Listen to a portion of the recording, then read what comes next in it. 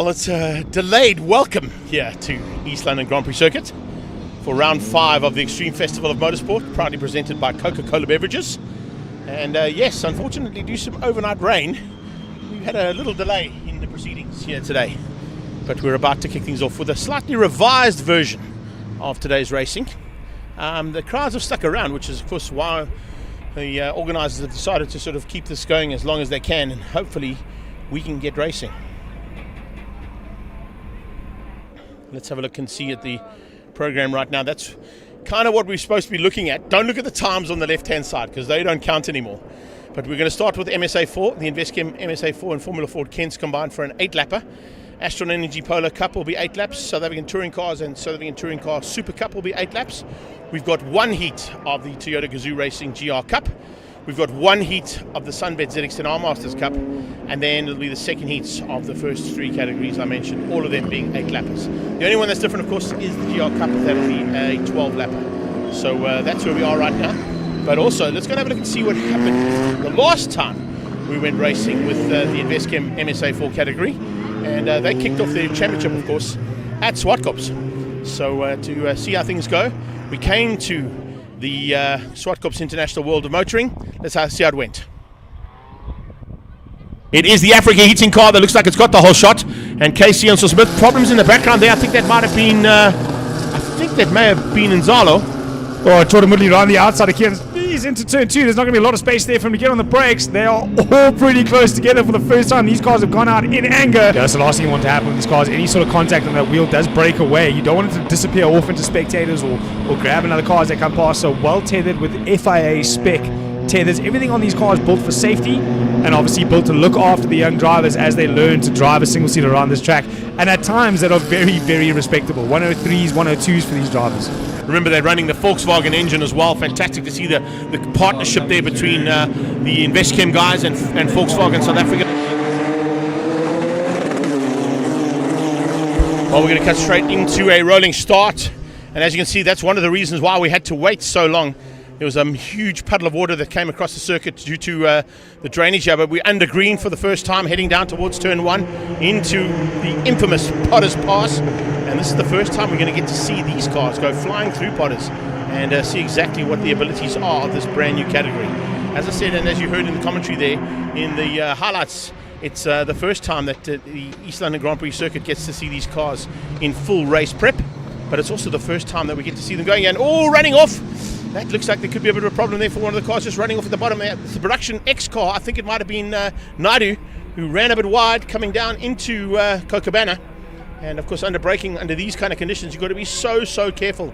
So problems there right from the word go. And of course, now we wait to see how they sort things out as they come through the complex for the first time. You can see the track is dried out and 2 cars off onto the go-kart circuit. 3, 4 cars off on the go-kart circuit. Getting sideways and getting back on, because I didn't know which cars those were because they happened so fast as they came through the complex. 4 cars running off the circuit completely and going through the shortcut at the go-kart track here at East London Grand Prix Circuit. So a bit of chaos on the start of this one. Trying to just pick it up there on the screen as well to see who exactly went down. But of course, the action here has been thick and fast right from the word go. Michael Mercedes was leading things out. I'm not quite sure if he's still there. You can see some of the cars also running wide out of Beacon. We got yellow flags waving across the line. That's due to the fact that there is that puddle of water, and it's just to warn them that that puddle of water is there, and it is quite a dangerous position. As they cross the line for the first time, it's Casey and Smith who leads things out. Michael Mercedes in second place, right on his tail as they go through, and then we pick up on third place Liam Palome and Nzalo Khoza. Nick Van Wheelie in there as well, the 76 Legacy car coming through there, watching out for an opportunity for Andrew Schofield and Jordan Woodley to make their way up slightly higher than what they are. So watch out for Anastasia Garasis and Karabo Malamela. Keon Spies further back. I think it's actually one of those 2 cars that actually went off at the go-kart track there. So that's why Keon Spies and Karabo are so far down compared to the way they normally be. They come up onto that beach straight away now for the second time in anger. Remember, there's only an 8-lapper here for this first heat. Bit of chopping and changing there. And a couple of cars at the back of the pack having some problems. Slowing down pretty dramatically there is one of the MSA4 cars. I think it might be Monkonkwana. Siyabongo Monkonkwana is at the back. He's just been passed by Ian Schofield and by Ronald Van Wheelie and Rick Morris, who are driving in the Kent category as a support race to this. And of course, they've got 2 different kinds of motor cars. One powered by a Volkswagen engine, the other one powered by Ford. And the Formula Ford Kent category has always been a great booster to this field. But needless to say, with the amount of cars that have started this championship, there is no doubt about it, it has a serious maneuver to make in South African motorsport in the future. And this is the kind of racing we saw at SupaCups. 6 cars all going at it. With the yellow flags, of course, they can't overtake each other across the line, so they're going to be very careful that they don't do any overtaking, which you can see in the background Van Wheelie was doing. Van Wheelie coming up alongside, and under yellows there was overtaking 74 out. That is Monkonkwana, as I thought. So unfortunately there's Siyabonga Monkonkwana parked on the sideline in the 7-4 car. But Casey Enzo-Smith continues to lead, and of course he leads the championship after a fantastic round at SupaCups at their initial first race of this championship. Remember, they came out at Kyalami earlier in the year, but unfortunately there were still a few little hiccups that had to be sorted out, and they officially launched this championship at the last round of the Extreme Festival at SupaCups with a 3-heat race day. And it was a spectacular race day for the debut of MSA4. Further back there, that's the LT, Lieutenant Colonel Alan Mayer, sitting currently in about 4th place in the Formula 4 Kent. But check this out, going into the complex, it's getting real. Oh, and there's a little touch from behind. A little bit of help there, I think, from the 76 car, the 76 Legacy car there, and another car spinning out, one of the Investchem machines. That might be Karabo Malamela. So Karabo Malamela having a little bit of a touch there. I think Palome was one of the cars involved there. And Malamela was definitely one, and Jordan Moodley also got a little bit out of shape trying to catch the car, but I think he got through, only just. Now we'll see as they come up. Casey Enzo-Smith and Michael Besaidon have gotten away at the front, but the battle for second was Nzalo Khoza, was Palome, and was Van Wheelie. And let's see how they sort things out now as they come across the line. Remember, under yellow again. So no overtaking allowed across that line. They come through, and it is a change up there. It's Palome now into 3rd. Van Wheelie is 4, 5 is Malamela, 6 is Schofield. Shrin Naidu in 7th, so Nzalo Khoza, Jordan Moodley, and Anastasia, I think, with the 3 cars that got into the mix. And a little bit of argy-bargy down in the complex. Casey Enzo-Smith now 3.5 seconds up the road here from Michael Besaidon for second. He hangs on as they go down into the right hand at Copacabana. These two just trying to stay out of harm's way and stay on the sort of grey-black stuff that's out there. It's not quite the black stuff here at East London Grand Prix Circuit, but it is still a fantastic circuit to come racing at. And a magnificent job done by the officials, marshals, and everybody behind the scenes to give us a track to go racing on. This morning when we got here, there was a little bit of chaos with the amount of rain that came down during the weekend. So we'll wait and see as they come into the complex again. As you can see, it's a slightly modified format of an extreme festival here this weekend, with how we've made things work for all of the categories racing here this weekend. And fantastic to see that the bikes decided to stay on. They were initially not going to race, but they've now decided to stick around, and it's not a bad plan. Up towards the top of the hill they come the first 2 there. Enzo-Smith and Michael Besaidon. 3rd place still is in Palome's hands. He's got Van Wheelie closing down on him, and Van Wheelie's got his own pressure coming from Karabo Malamela just behind that. He's got Schofield tucked in behind him, and then it's Shrin Naidu joining the party. Okay, yellow flag has now been withdrawn on the main straightaway, so now you can overtake across the line. So just only the first 2 laps there under yellow, just to keep the drivers well aware of that puddle, and they all know where the puddle is now, so they're realizing, in fact the yellow flag comes out again, so they've decided to change it up. So it's yellow across the line just to stop them and make them wary of that puddle, and then they had a green flag into Potter's Pass.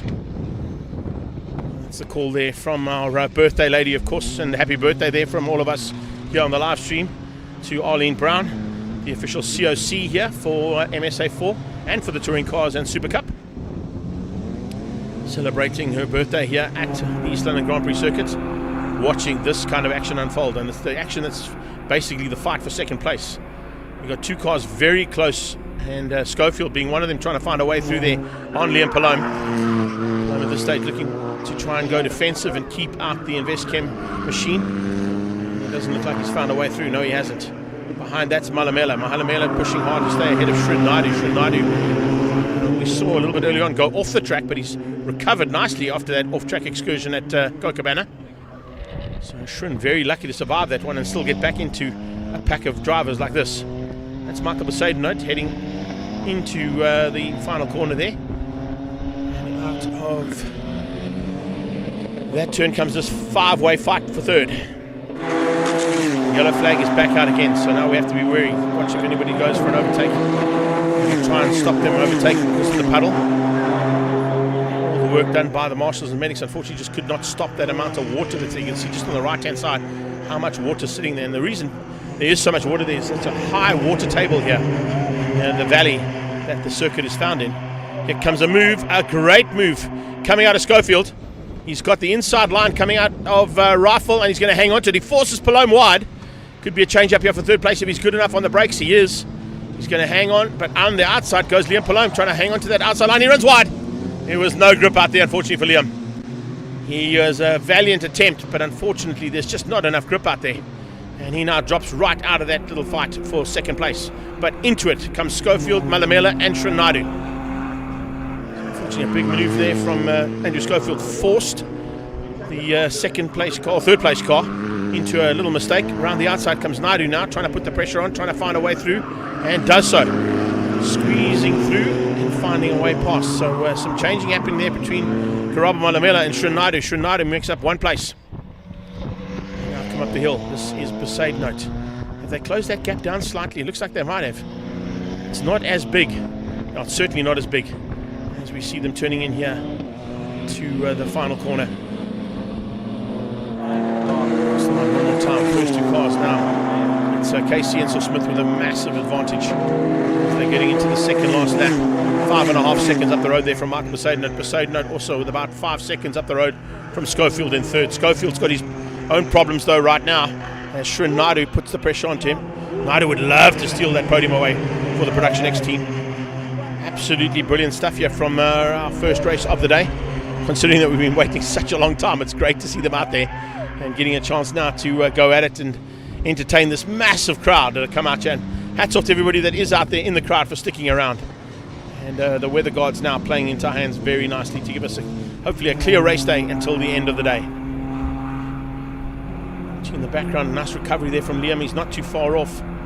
He's not going to catch that pack in the next lap and a half, but at least he's been able to recover and get back onto the circuit, still with a chance of scoring some points. Late braking from Schofield. He has that Production X car all over the back of the Investchem machine. And Srinadu certainly pushing hard. At the moment between them, Srinadu doing 129.3s, Schofield doing 129.5. So Nadu's 2/10 quicker than the man in front of him. So that's the reason he's able to put that pressure onto the back end of Andrew Schofield and try and make him brake under the pressure. You can see what he's like on the brakes up towards this final turn.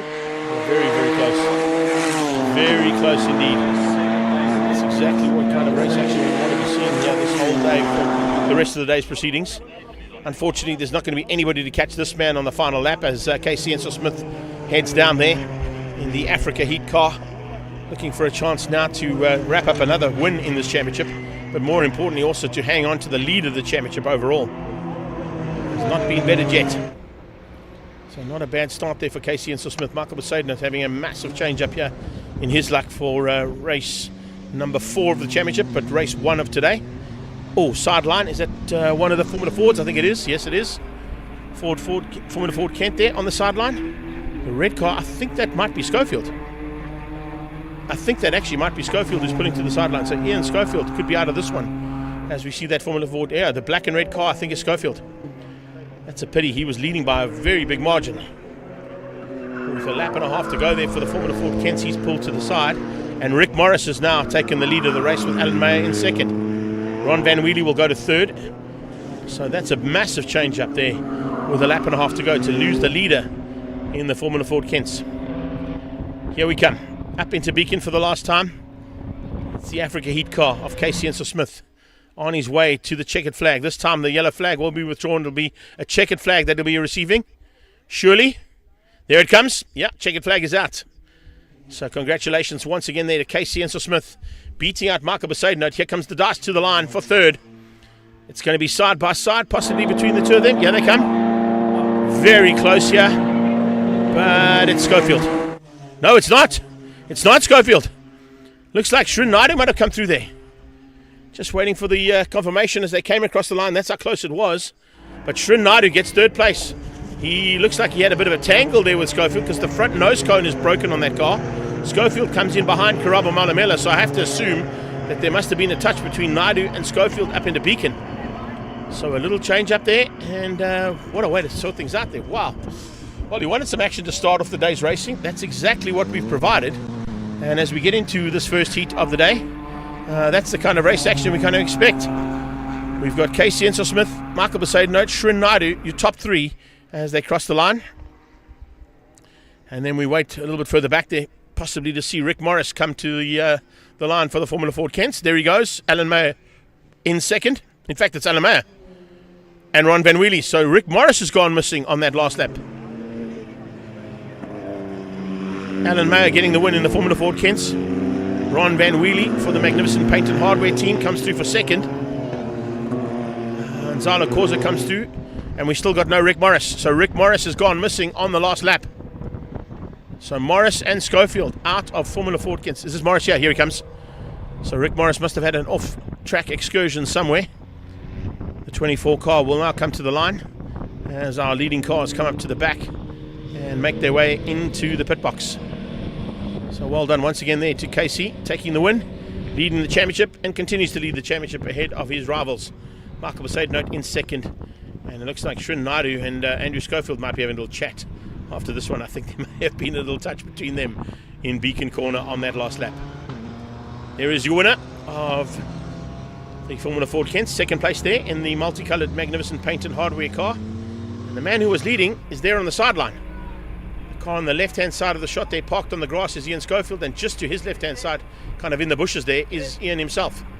So both Ian Schofield and Rick Morris having some problems right in the latter part of the first race of the Investchem MSA4 and Formula Ford Kent category.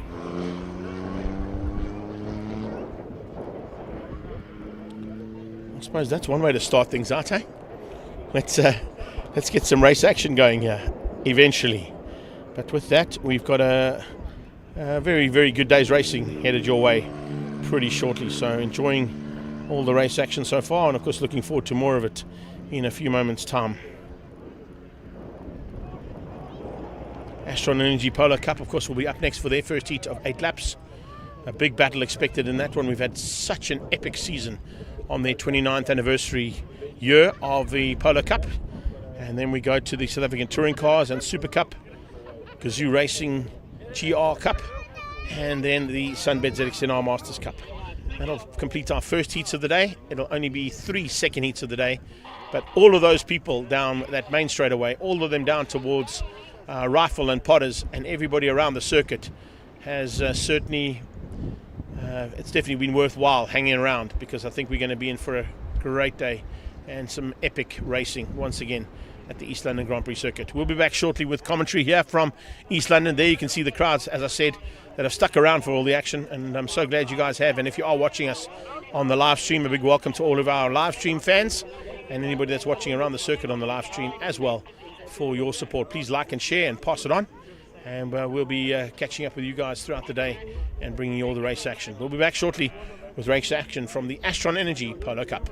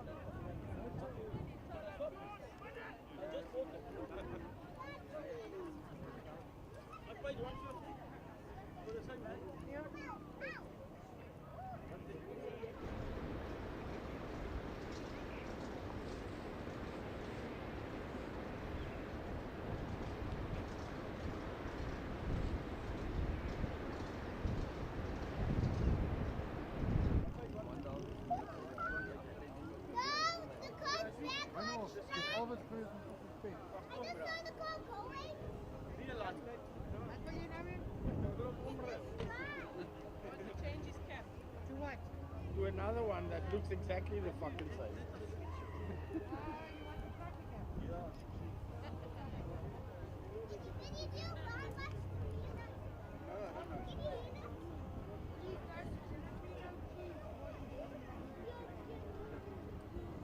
Camera gonna hit the top of my head or not? Don't think so. Just let me know. Right.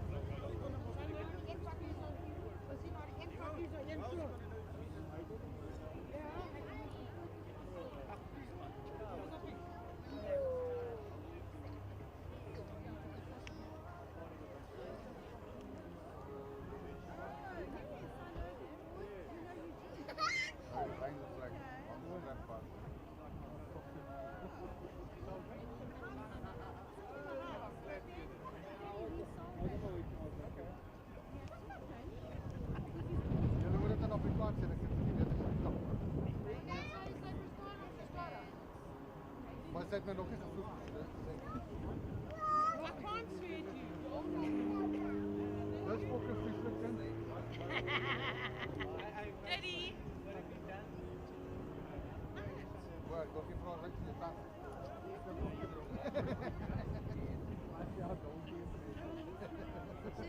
No, he's no, yellow to a work. Waar? Wat is dat studie? I'm nog net zo school in de teacher. Drie van jullie talks on my picture. Gewoon in die wijn gaan binnen.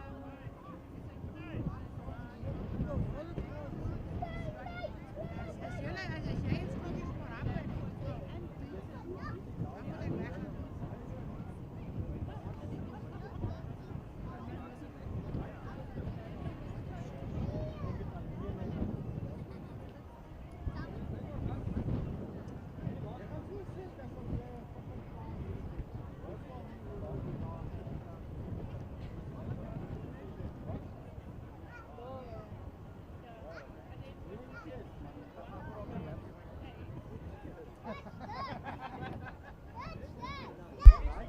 So it looks like we are going to try and do some slightly different versions of the start. I think Polo Cup will still do a normal start, but in order to catch up with what happened last time, let's go and have a look and see what happened at SupaCup at the previous round of the Astron Energy Polo Cup.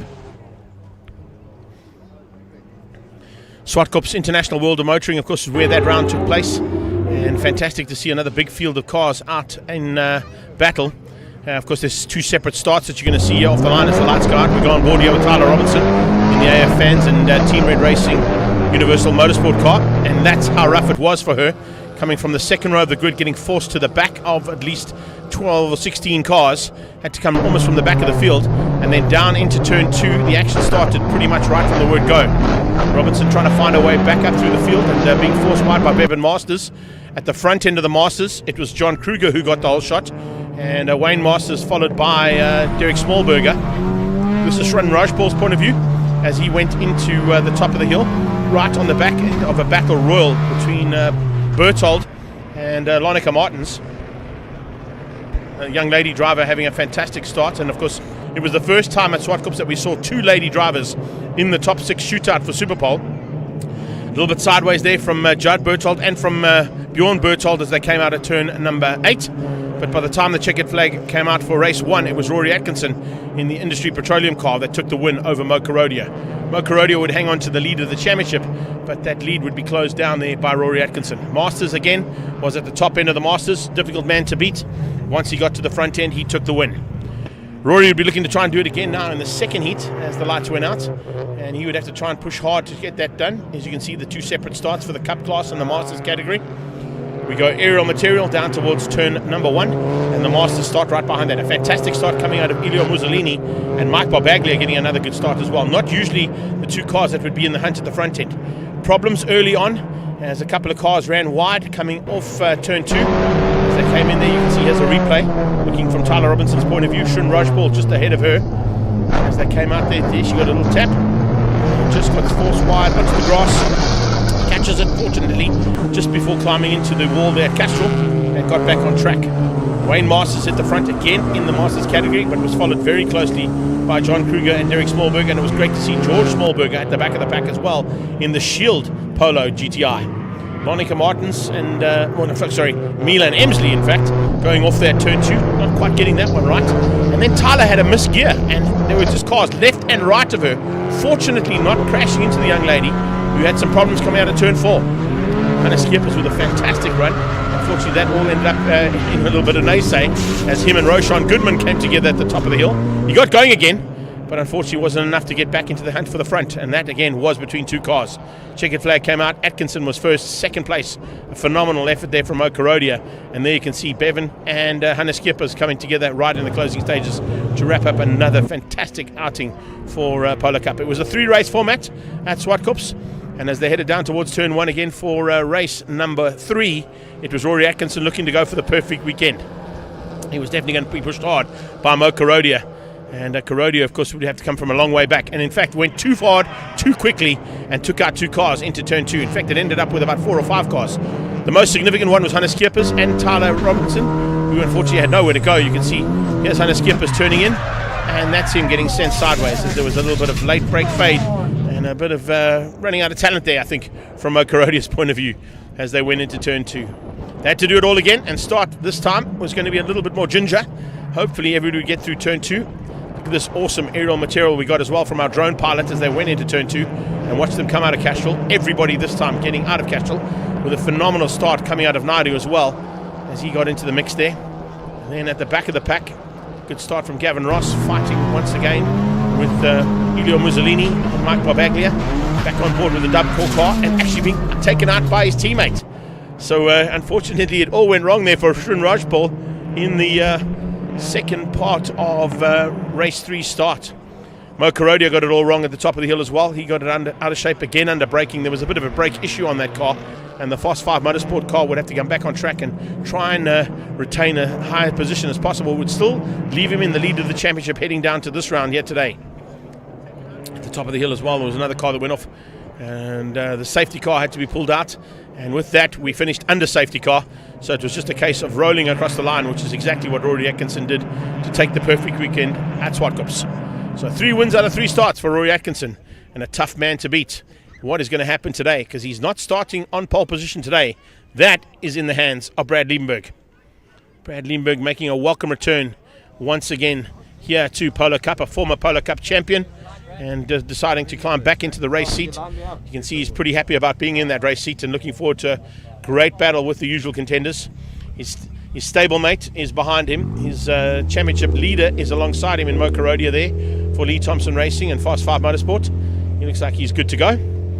Hopefully going to be ready enough to get into the race action now. Judd Berthold, his best qualifying ever there in 3rd place as well for the Volkswagen Motorsport team. He'll be looking forward to trying to follow Brad Liebenberg through turn 1 and at least get up into 2nd place. Remember, Liebenberg has just rejoined the championship to have a bit of fun this weekend, but he's already started to mix it up in amongst the usual contenders, including that man there, 3-time winner at SupaCups, Rory Atkinson. We're standing by now as we get onto the start procedures in a few seconds' time. It'll be a rolling start. Remember, they'll come around and resume their positions. They go under the safety car for 1 more lap, and then they come back to form up for a race start. It's the first time they'll get to go through that puddle from this point of the view, because they just rolled out a pit lane now, so they get to see how hectic that puddle is. And it should also be under yellow flag situation, I think, again, for the puddle across the track there just after the start-finish line. Just waiting for clearance now to get those cars going. Brad Liebenberg will lead them out. Karodia 2nd. Berthold ahead of Rory Atkinson. Then it's Tyler Robinson. Ethan Katia will be alongside her. They're in 6th place. As they come through behind that, it'll be Bjorn Berthold, Divya Naidu, heading down towards turn 1. Looking now to kick things off for the first heat of Astron Energy Polo Cup.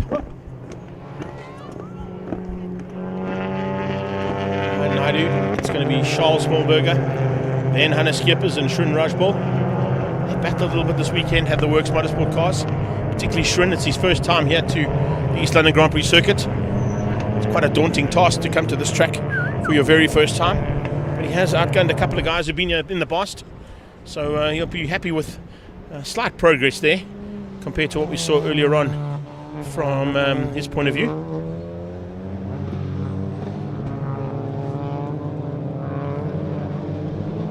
Wait and see exactly who's going to have what it takes now, possibly to finish up at the top end of what has been a late start to proceedings here at the East London Grand Prix circuit. If you've just joined us, the reason for the late start, of course, is we had some overnight rain, and with that a massive cleanup that had to happen to try and get the track back into race order.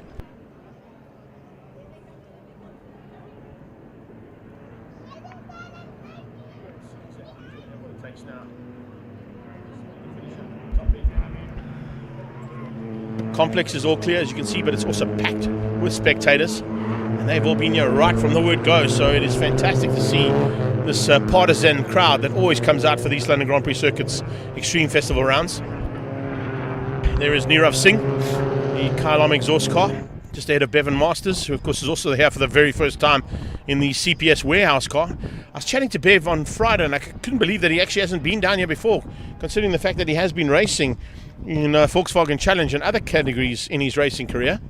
So first timer here as well, and rookie for Bevan Masters in that CPS warehouse Polo of his. He'll be looking forward to, for sure, getting a little bit higher up in the proceedings if he can. That's the plan.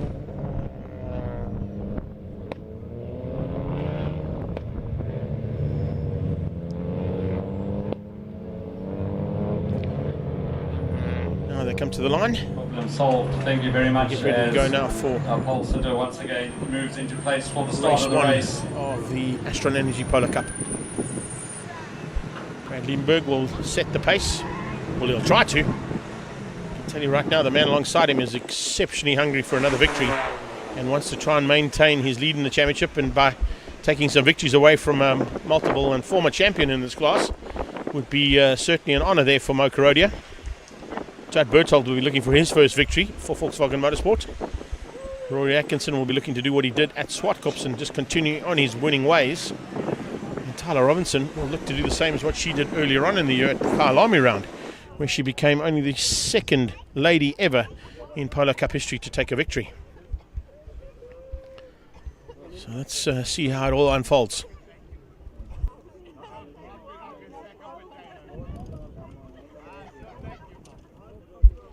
The understarters orders, remember there'll be 2 starts to this first heat. You'll get the Cup class that'll start, and from there there'll be a little break in proceedings, and then the Masters class will start just behind them. Not a long way behind them, but enough just to give them a bit of space to play on their own and not get into the back end of Polo Cup. Here we go. Lights out, and it's Brad Liebenberg with a good start. Great start from Charles Smallberger, trying to dive on the inside, comes right past our camera on the grass and almost on the exit of pit lane. Oh, we got 2 cars through the puddle. And they are sideways through that puddle. Looks like one might be Judd Berthold. The other one, I think, is Shren Rajpal. As they go through there, I'm just trying to pick up on the 2 cars that went sideways. One is literally back-to-back, coming through the very wet outer part of the track. You can see you do not want to go off track today. It's going to be deadly out there. But 2 cars completely sideways across that little water puddle. And, yeah, exactly what we kind of expected to see from the start here. Polo Cup, action aplenty. Mo Karodia just up ahead and into second place by the looks is definitely Berthold, who was one of the cars that went sideways. I think he's the car that's parked on the sideline right now, and there may possibly be need for a safety car. If he can't get that car going again, we're going to be in trouble. Here's the second car, and if I'm not mistaken, that might be Shren Rajpal. I'm just trying to pick up if it is Shren. No, it's not. It's not Shren. He's in there. Safety car boards are out. So safety car boards are out. I didn't quite get to see who that second car was that went sliding through.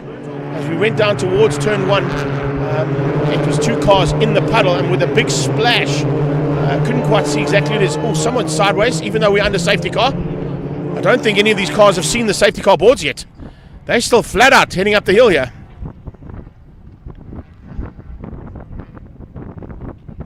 There were yellow flags definitely waving there, and there are yellow flags waving there. So I'm assuming it's safety car. Yeah, they have slowed up.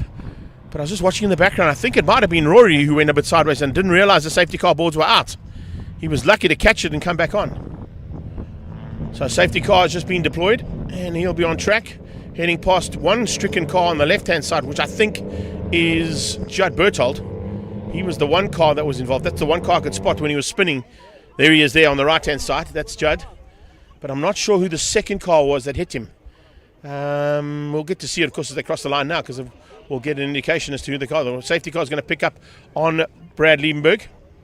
Safety car better roll because they're coming up pretty rapidly. John Kruger going into pit lane. That's a bit of a pity to lose Kruger. So we've got Brad Liebenberg, Mo Karodia, Rory Atkinson, Tyler Robinson, Ethan Kutsia. I'm just watching as they come through there who's dropping backwards to the back of the pack. I think it's Bjorn and Judd. It's the two Bertolds. It's the two Bertold cards. So Bjorn and Judd Bertold were the two cars that got out of shape. I thought it might have been Shrin, but Shrin seems to still be on track. He might have been involved somewhere else though. That's Bevan Masters, and he's gone through in 9th place. Roshan Goodman will be just behind him. Nirov is just ahead of him. Then you've got Milan. Then you've got Divya Naidu, Pierluigi Mussolini, and Judd. Yeah, Judd Bertold is back on track, but he's at the back of the pack. So Judd and Bjorn were the two cars that went sliding through that big puddle at the start of this one. It got it. Looks like we might go to red flag there, so that's a bit of a pity. But of course, kind of self-explanatory after a hectic start like that.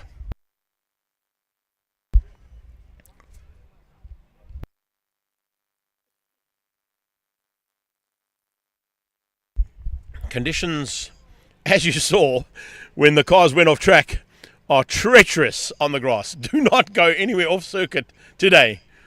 If it doesn't destroy your car, you're going to be having a very dirty car to clean between heats of racing.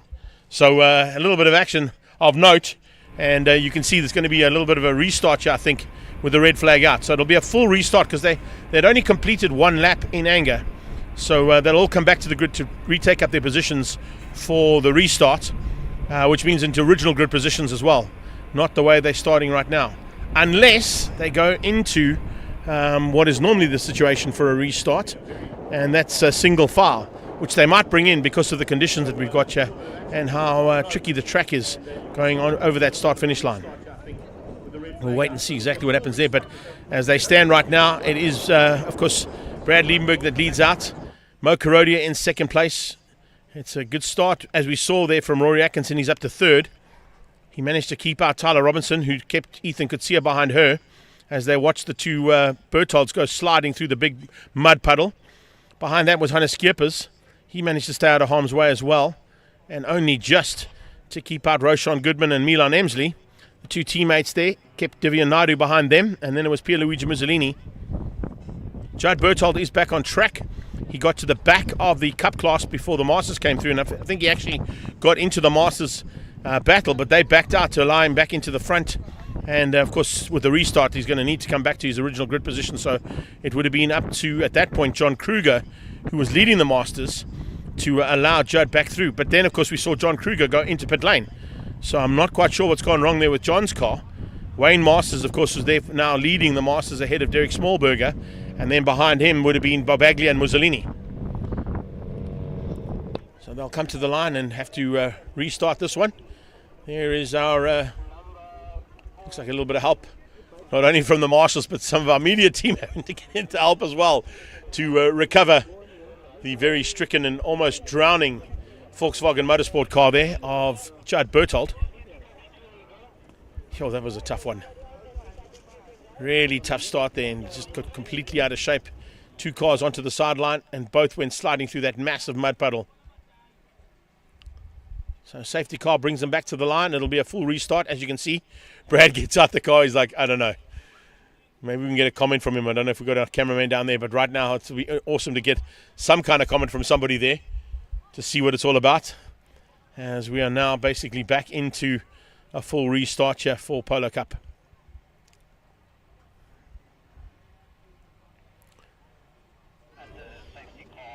So if I look down that grid, Ethan is there. Skippers, I think, is there. Charles Smallberger is there. They're going to have to shuffle those cars. You can see them bringing Bjorn Bertold back up to his original grid position. That's the Seasonani machine, and of course also part of Team Red Racing and the Universal Motorsport team. and it's also going to give us a chance to get a bit of track crossing done. Now, the usual track crossing, of course, would be to drive right across the track, but unfortunately what happens now is if we let that happen, it gets even more dirt onto the track. So that's why they're letting the cars go down on the left-hand side of the road and then get a chance for them to exit via Potter's Pass. So it'll be a left-hander at the turn 1 for all of these cars on the track crossing.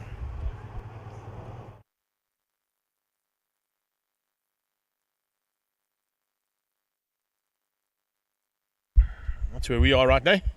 There you can see DP doing some drone duties right now.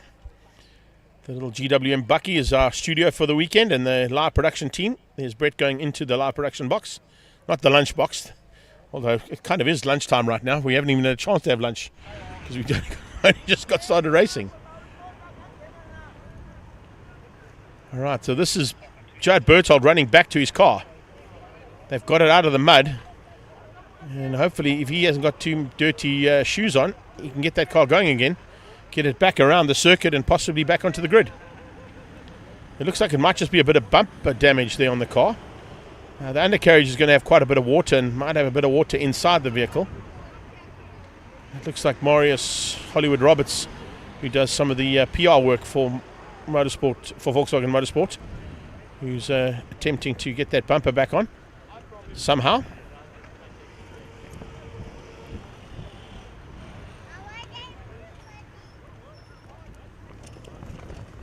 Gary Berthold walking down the circuit as well. They're probably going to have a look at the car to see if the bumper has to come off. Is that, the Kardashian thump to take that bumper off? Not a bad way there, Andy Kardashian.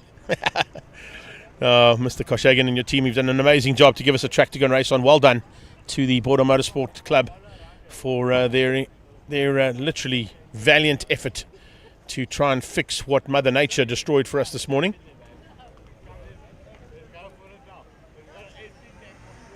So Andrew just putting that tow rope back into the bucky. I think they can get that car going again. And if they can, I wonder if they're going to give him the shortcut back to the grid. Or is he going to have to do the long loop around? But I just switched it to manual and back to auto now again.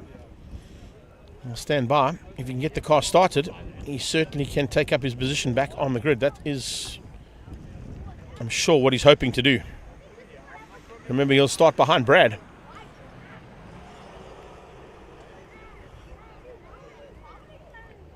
Yeah, and then back to auto. It seems to be behaving.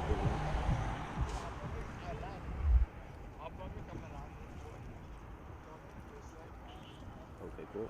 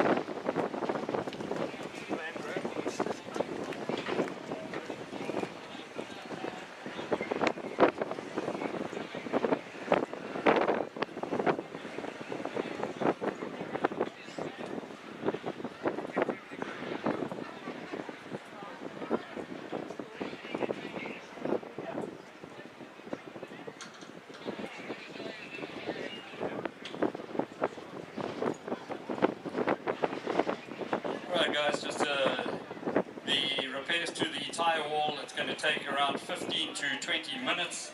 So yet another break in proceedings. It will be about 15 to 20 minutes before we are good to go with the restart.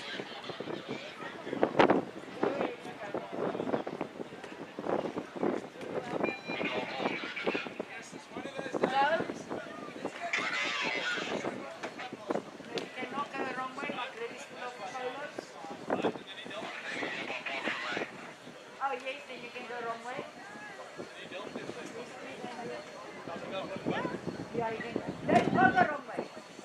Go the wrong way. Okay, yeah.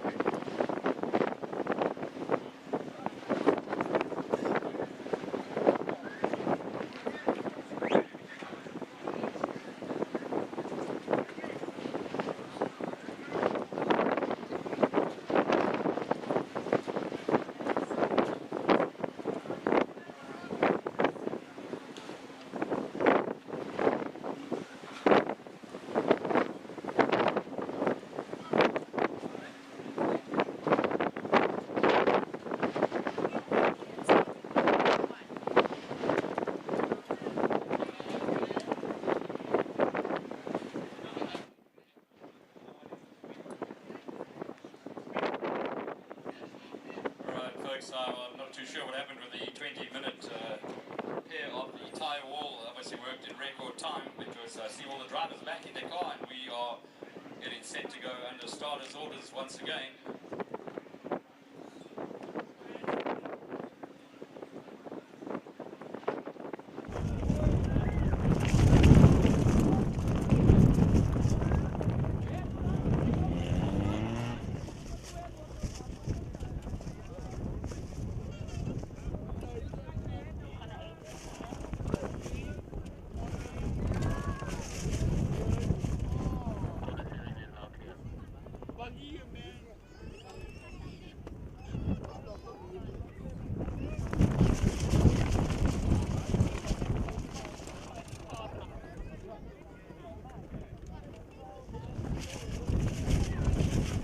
So folks, if you have joined us here at the Extreme Festival of Motorsport, proudly presented by Coca-Cola Beverages South Africa, we've had a bit of a chaotic start to the day. Unfortunately, Mother Nature has not played her role here this weekend in East London, and a little overnight storm caused a bit of chaos with the drainage around the circuit and around the actual area the circuit's in, never mind just the track itself. But a valiant effort being put in by the Border Motorsport Club, all their marshals, medics and their team behind the scenes to get a racetrack that we thought we could go racing on. We've had an MSA4 first heat and Formula Ford Kent race, which has been won out by Casey Ensor Smith and Alan Mayer respectively in those two classes, but there was a bit of action in that one as well with some off-track excursions for about 6 or 7 cars in MSA4. And we had a Polo Cup race that started, looked good for about 100 meters, and as they roll off the line now, you'll see the reason for the restart here. We had 2 cars go off, both from the same family, different teams, one from the Universal Motorsport and Team Red Racing stable, and one from Volkswagen Motorsports Racing stable. 2 brothers ended up on the right-hand side, where you can see that little river on the right of the track there. And if you go off track at any point on the track today, you're going to be in some serious trouble. Shrin Rajpal then also had another big incident coming out of the complex, and unfortunately we had to stop the race, and we are now going into the restart procedure right now for Polo Cup Race 1, Start 2. As you'll see, a new man to Polo Cup for this year, but certainly not a new man to Polo Cup in general. A former champion, Bradley Liebenberg, is on the front row there. He's got a car that's prepped by Nathan's Motorsport and running in Sparko colours this weekend, on pole position ahead of the championship leader, Mo Karodia, who was only pipped by a couple of hundredths of a second there by Bradley Liebenberg in the Super Pole yesterday to take that pole position away from the champion. The championship leader, Mo Karodia, of course, had some problems, as we would have seen earlier in the show. And if you haven't seen it, you can rewind on the live stream, of course, and go and see the highlights from SupaCup, where Karodia had 2 good heats and 1 bad one, and saw him drop to the back of the pack in the 3rd heat, but still maintain his lead in the championship. The man right behind him is Judd Berthold, who was, of course, off track earlier on. And one of the reasons we had to stop the race was to get Judd Carr back out of that massive puddle on the right-hand side of the main straight. His brother, fortunately, was able to catch the car and drive through the puddle and get back onto the track in the Seasonani and Team Red Racing Universal Motorsport car at the back of the pack. He resumed his position, and we looked like we were good to go. And then Shrin Rajpal for the Dubcore and Works Motorsport team went off track as well. I don't think Shrin is back on track. I think that car might be a little bit too damaged. It did come back. Okay. Didn't see it. Oh yeah, it came back on a rollback. So I don't think he's back on track. I don't think Dion and the team would have had enough time to get that car sorted for race 1's second start, but he might be back in time for race 2 later on this afternoon if they get working on that car as quickly as what I know they can. And there is, of course, the rest of the pack coming through there. Milan Emsley, he also had a small off-track excursion at SupaCup, but tried to stay on the track this time ahead of Pierluigi Mussolini. Then it's the Masters. The Masters was led out initially by John Kruger, who was on pole position, but we saw John Kruger go into pit lane at the end of the sort of safety car into red flag scenario, and I'm not sure if John was able to get back on track. We'll keep an eye for the Habart car in the background and see if it's able to make it onto the circuit. Looks like it might be. It was the first car in the shot at the bottom of that picture, and maybe John Kruger was able to get through there. We stand by to see if they go into a full restart scenario onto the grid, and it looks like, no, we're going racing. Yeah, single file, restart. That's how they do things in Polo Cup. From a safety point of view, that's not a bad plan. and they do single file until they cross the start-finish line, and only then can you start to plan your attack on any cars in front of you, which is exactly what Charles Smallberg is trying to do there, to close things down on the man who was off track earlier on there, Bjorn Bertolt. So Sabertech versus Suzanani as they head towards Rifle, which is going into almost the fastest part of the circuit. Here is the fastest part of the circuit, just before you get on the brakes into Copacabana. These Polo Cup cars will get to just over the 200k an hour mark. Flying through the Polo Cup GTI. And now on the inside there you can see some maneuvers in the background as well. Bevan Masters coming under attack, I think there, possibly from Roshan Goodman, as they head onto the beach straight for the first time in anger. This one as well, I didn't quite see. I think it is a full restart, so it should be a full 8-lapper. And Liebenberg pulling away from Kurodia. Berthold a little bit out of shape with the pressure coming from also another former single front-wheel drive champion, not a Polo Cup champion, but of course a multiple Volkswagen Challenge champion. And Rory Atkinson in that Industry Petroleum's Polo is all over the back of the Volkswagen Motorsport entry of Judd Berthold. Possibly we'll have a look to get on the inside of him going here into Beacon. That's Mike Barbaglia in full flight. He sits in 4th place at the moment, just ahead of Elio Mussolini, and just behind Derek Smallberger there for 3rd and 4th in the Masters. Kruger is back on track, and he leads the Masters class up towards Beacon. Here we go, first lap done. Liebenberg, Kurodia. Side by side between Judd Berthold and Tyler Robinson as they cross the line going through the puddle. Might be a little bit of a tough one there as we watch the Masters up towards Beacon. Smallberger, that's Big D, closes up onto the back end of Masters, trying to bring Mike Barbaglia and Elio Mussolini along for the ride. The 5 Masters at the back of the pack having their own little fight as they come through to complete lap number 1. There's one of the reasons why we had, look at the river on the side there, look at the water.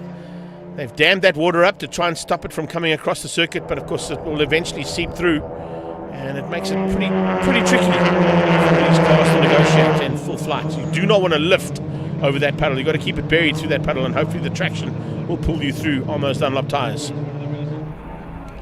Lead cars, bit of pressure from Kurodia onto Liebenberg.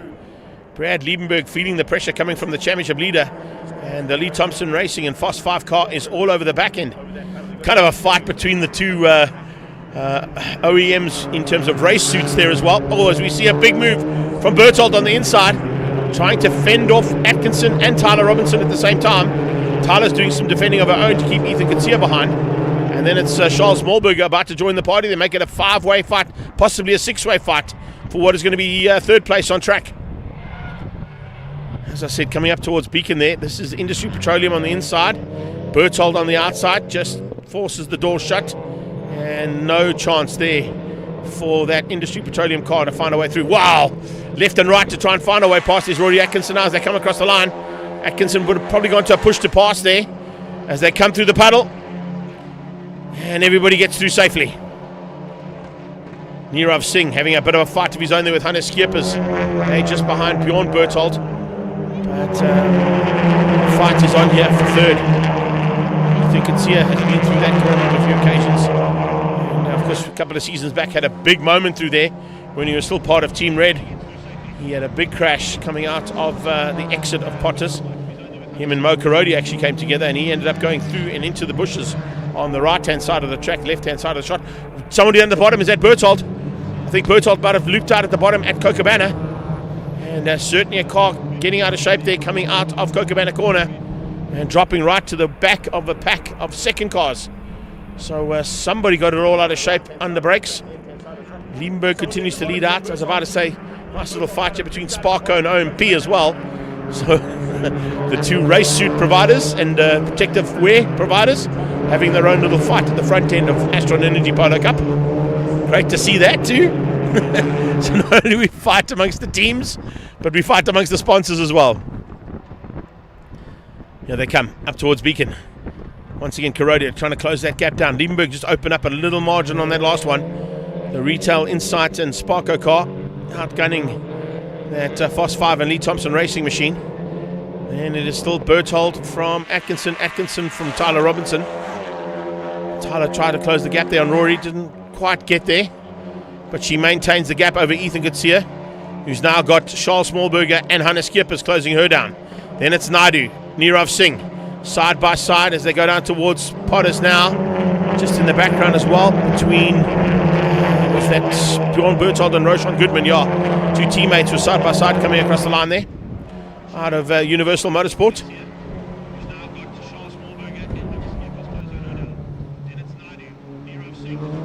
Inside line. Oh, late dive from Atkinson to try and find a way through on Berthold. Didn't quite make it stick, but he was definitely on the move. Had a look and didn't quite have enough braking room to dive on the inside of Berthold, but he's putting pressure onto the youngster. Rory with a huge amount of experience when it comes to this format of racing. And in fact, chatting to him yesterday after qualifying, it's 10 years since he's come down to East London Grand Prix circuit, so he might be a little bit rusty here, but he has been to this track before.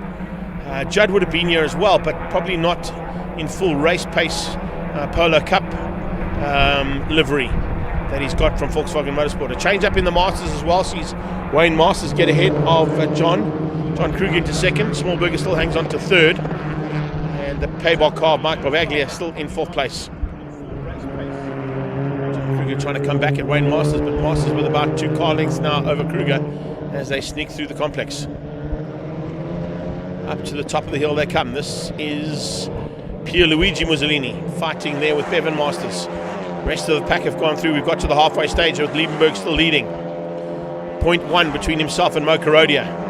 3 seconds or 3.5 seconds up the road is Judd Berthold. And Berthold still got Atkinson, Robinson and Ethan Garcia behind him.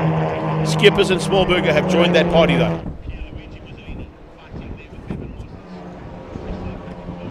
Here we go. Into Cochabana. Massive pressure coming onto Liebenberg from Mo. Don't think Mo Karodia realizes who he's fighting with there at the moment. It's a multiple karting, multiple saloon car champion in Brad Liebenberg. That doesn't faze Mo Karodia one bit. Change of surface flag being shown into the complex there. First out of gate and then into the S's. And now through the left-hander. Just watching as they exit there. There's a little bump on the right-hand side of the exit point. You see the cars getting a little bit light as they come out of the right-hand sweep and head up the hill. Just over the rise there as well, you'll see that third-place car of Berthold. He seems to have pulled a small margin now over Rory Atkinson, so possibly looking to get that Volkswagen Motorsport machine at least onto the podium for race 1. Brad, of course, would have had a full set of push-to-pass mechanisms to use.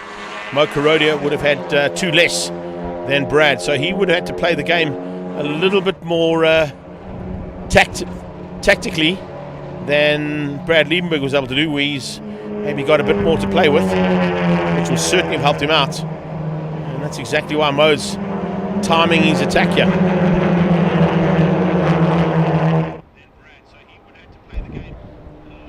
Great run under Potters through Rifle. He maintains that run. Brad goes defensive. Knows that Mo's going to try and possibly dive on the inside. Mo will probably look to change up the apex of the exit of Cochabana and try and get the drive down the beach straight, which is exactly what he's done. Into the slipstream now of Brad Liebenberg, and he's using that slipstream. He's following Brad around. As Brad goes left, he goes left. If he goes right, he goes right. In the background, dive on the inside, possibly coming through there for change up between Roshan Goodman and Bjorn Berthold, but concentrating on the front end here as they come into the complex again.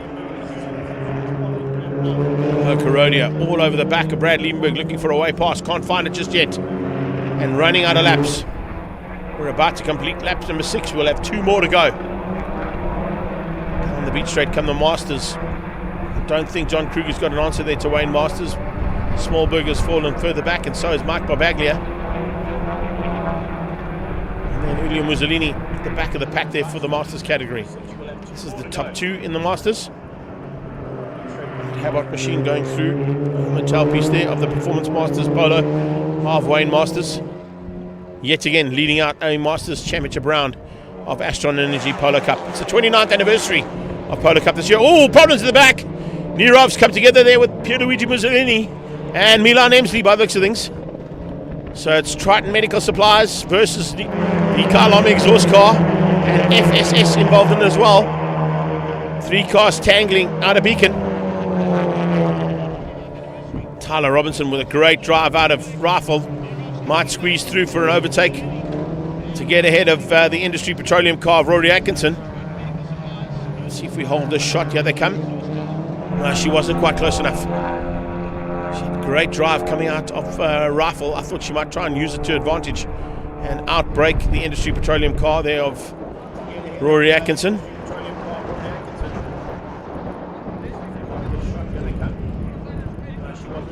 Not quite there yet. Alright, so we've got a lap and 2 corners to go. Mo Karodia is going to have to try something special here. Rest of the pack on the beach straight as they come down that beach straight away. Little look on the outside, possibly a bit further back there from Bjorn Berthold. And I think that might have been Roshan Goodman, the two of them fighting. Oh no, in fact it's Pierluigi Mussolini that was watching with Milan Emsley, trying to come back at him. Nirov dropped behind the two of them in that Kyle Army exhaust car. 1 to go.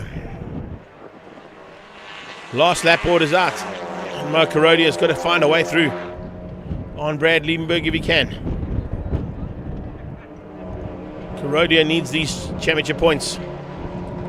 They've pulled a big gap. It's a massive margin on Judd Berthold, who still maintains third. It's almost 7 seconds there between the first 2 cars and third place. Judd Berthold, that's a big margin in Polo Cup, particularly here at East London Grand Prix circuit. You're never going to make that up. Down towards Kokobana, the top 2 go again. And yet again, the fight continues. Liebenberg placing that car to perfection to not allow Mo Karodia to have a chance of overtaking him. Karodia's on the inside now, but Brad will keep that door shut into gate. And now through the S's, Mo's going to have to try and find a way to set things up for a last-ditch effort to maybe get up into Beacon first.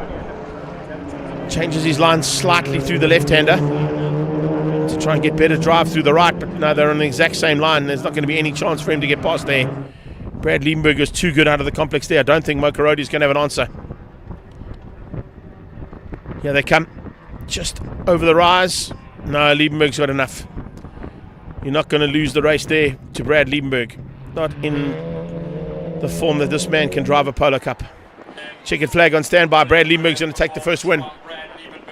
He comes across the line there to win out for Nathan's Motorsport Sparko. And Retail Insight beating Lee Thompson Racing and Fast 5. Oh! Little bit of argy-bargy in the background. Was that Hannes Schiepers or Bevan? One of the two.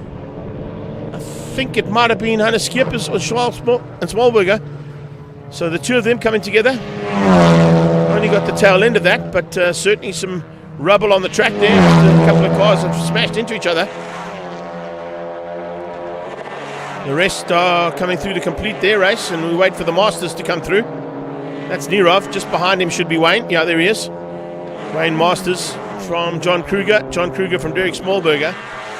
And then we'll have Mike Barbaglia and Elio Mussolini making up the top 5 in the Masters. So Brad takes the win. Karodia in second. Judd Berthold hung on. Good drive there from Judd. Particularly considering he had Rory Atkinson and Tyler Robinson, both race winners in 2025, taking or putting pressure onto the youngster. He, of course, won the Rookie Cup last year and steps up into Polo Cup as part of that championship prize fund. And then behind them came Ethan Katsia, Hannes Schiepers and Charles Smallberger. I think came together on that last lap. Naidu was behind them, and then Roshan Goodman made up the top 10. So there we have it. First Astron Energy Polo Cup race done. Yes, and it is 2:30. You're not hearing things incorrectly there. The late start to the proceedings today is going to make things run a little bit later than planned, but we're going to try and get through all the race action from here on out. Unfortunately, we are going to have to give you the news that the ZX10s have decided it might be too dangerous to race bikes here today. So they've pulled out of the proceedings. So that's how things will go from here on out. We've had the first two. It's GR Cup, driven by Netstar. Up next for a 12-lapper. It's their only heat of the day for the Toyota Gazoo Racing squad. And then we go into the South African Touring Cars and SupaCup. We'll have a small circuit break to give us a chance to just clear things up and hopefully get going as soon as possible, so we can do it all again with Investchem MSA4 and Formula Ford Kents. South African Touring Cars second race and SupaCup second race. And then Astron Energy Polo Cup will end off the day's racing. All of those will be 8-lappers other than the Toyota Gazoo Racing GR Cup.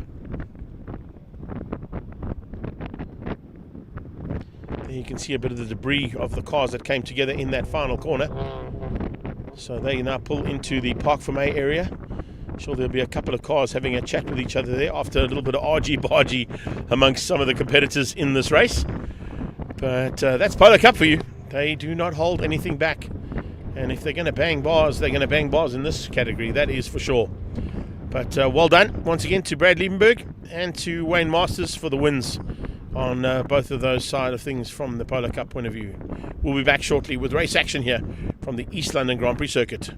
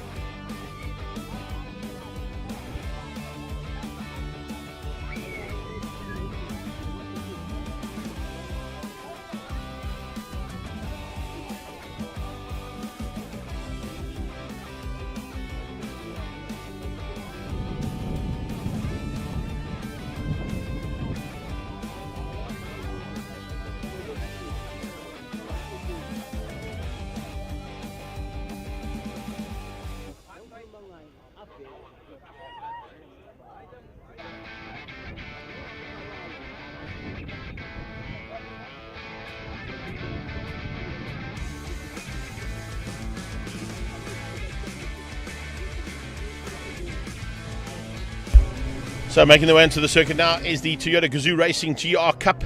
Let's go and have a look and see what happened at SupaCup at their previous round of the championship. As you can see, the GR Cup made its way to their home territory, of course. And Jason Conceal was the man who put it on pole position. We're on board with them as we crossed the line there. They all changed up colours on their cars for this round. So it was a little challenging to try and work out who was who in the zoo. Or in the Gazoo, I should say. But heading towards turn one, Jason Conceal got the whole shot and led things out in the 86 Brigade. Once again, Nabil Abdul was the man to catch in the media challenge versus the dealer team. And as we saw for the first time as well, a change-up for Toyota Gazoo Racing in the introduction of the old Yaris cars. Those are the ones with the white roofs as opposed to the ones with the black roofs. So a couple more cars that were thrown into the mix there for a big field of Toyota Gazoo Racing and the GR Cup driven by Netstar. Big battle at the front end, which kind of opened up eventually and saw the likes of Jason Katsia take away a victory in race number 1. He was definitely the man to catch. And in the mid-pack, big fights between the media and dealer teams.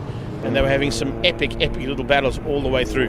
Checkered flag came out for the first time, and Jason Katsia took it for the 86th Brigade and beat out a hard charge. A couple of cars in the background having some issues. One was Vatsi, who unfortunately, the young lady got caught out in amongst the media and the dealer teams. Nabil Abdul coming through to wrap up the battle between the Corollas and the Yarises. Great to have Vanna Fenter and Theo Brits in separate cars, and they're going to be in separate cars again today. But we watch now as race 2 made its way down towards Castrol Corner. Once again led out by Jason Katsia, who would be looking for a similar version to what we saw earlier on in the day for a perfect race weekend.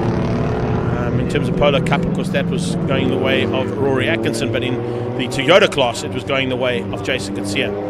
Katsia was not going to be troubled at all. He was going to stay ahead of Ken Swartz and Nzalo Koza. And they were having such a fantastic little battle. Ngwenya, I beg your pardon. So Kanya Ngwenya having a fight of note. The fight was for second place, literally, in the media and dealer team championship, and that was between the Motus Toyota Corolla of Mario De Souza. And of course, in there as well was the hard charge of Devon Scott. And they were all trying to find a way to catch the front end, and Nabil Abdul was showing them the way around. Little pack started to have their own little fights as well. Kyle Koch in the mix there, fighting it out with the Bunzayas. He was also in the mix there with Willem. Unfortunately, the roller Toyota got a little bit out of shape, but eventually got back on track and managed to finish up today's racing. But as I said, the perfect weekend at SupaCup was all in the hands of Jason Katsia. Race 1 win, race 2 win, fastest lap, and he was on pole position, so he literally takes a big lead in the championship in the 86th Brigade. Nabil Abdul maintains a good lead in the media challenge as well for Supersport, and then a good run from Mario De Souza right on his tail for the dealer team side of things. But he was just beaten to the line, unfortunately, by Devon Scott for the Toyota Driving Academy. They, of course, are based at SupaCup, and the Gazoo Racing headquarters are now at SupaCup as well. So if you do want to get involved in this championship or want to see how you can learn how to drive your GR machinery that you might have bought from one of the dealers, that's the place to go and have a look and see. Right now, we're just waiting for a track crossing to finish. And also, just to give you a heads up, I got a message that came through from Devon Piazza Musso, and he said during the live stream, while we were watching so frantically for people to sort of cross the circuit and the team to try and clear the circuit as quickly as possible, he was watching something in the background which I don't think any of us saw. So what I'm going to do is I'm going to forward it on to Paul, and I'm going to hopefully get him to get it up on screen for us, because it was a pretty epic shot in the background. We were talking about Mother Nature, and one of her biggest contenders, of course, in this region are usually the whales. And I've sent it through, and hopefully we can put it into one of the shots in between before we go racing. But there's a massive humpback whale in the background of the shot we're on right now, just over the left-hand side of the lights on the left-hand side of the circuit there. And you just see this whale breaching completely out of the water, which none of us saw except for Devon Piazzamuso, who sent it through to me. So we'll try and get that up at some point during the day so you can have a squiz at it. But it was pretty epic. If you want to check it, you go and check out Devon Piazzamuso's Instagram page. He's put it up there as well. But it's a really awesome shot.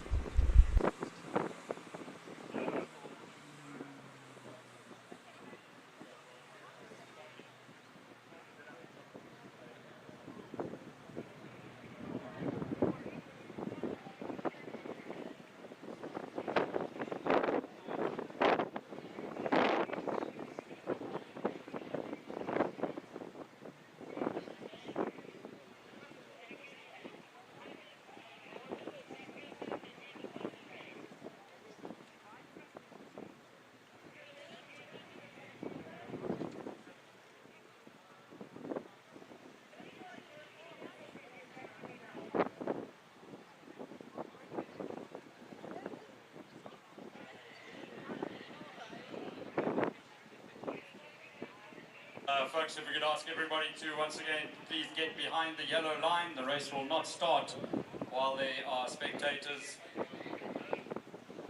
up against the Armco barriers. So please folks, behind the yellow line.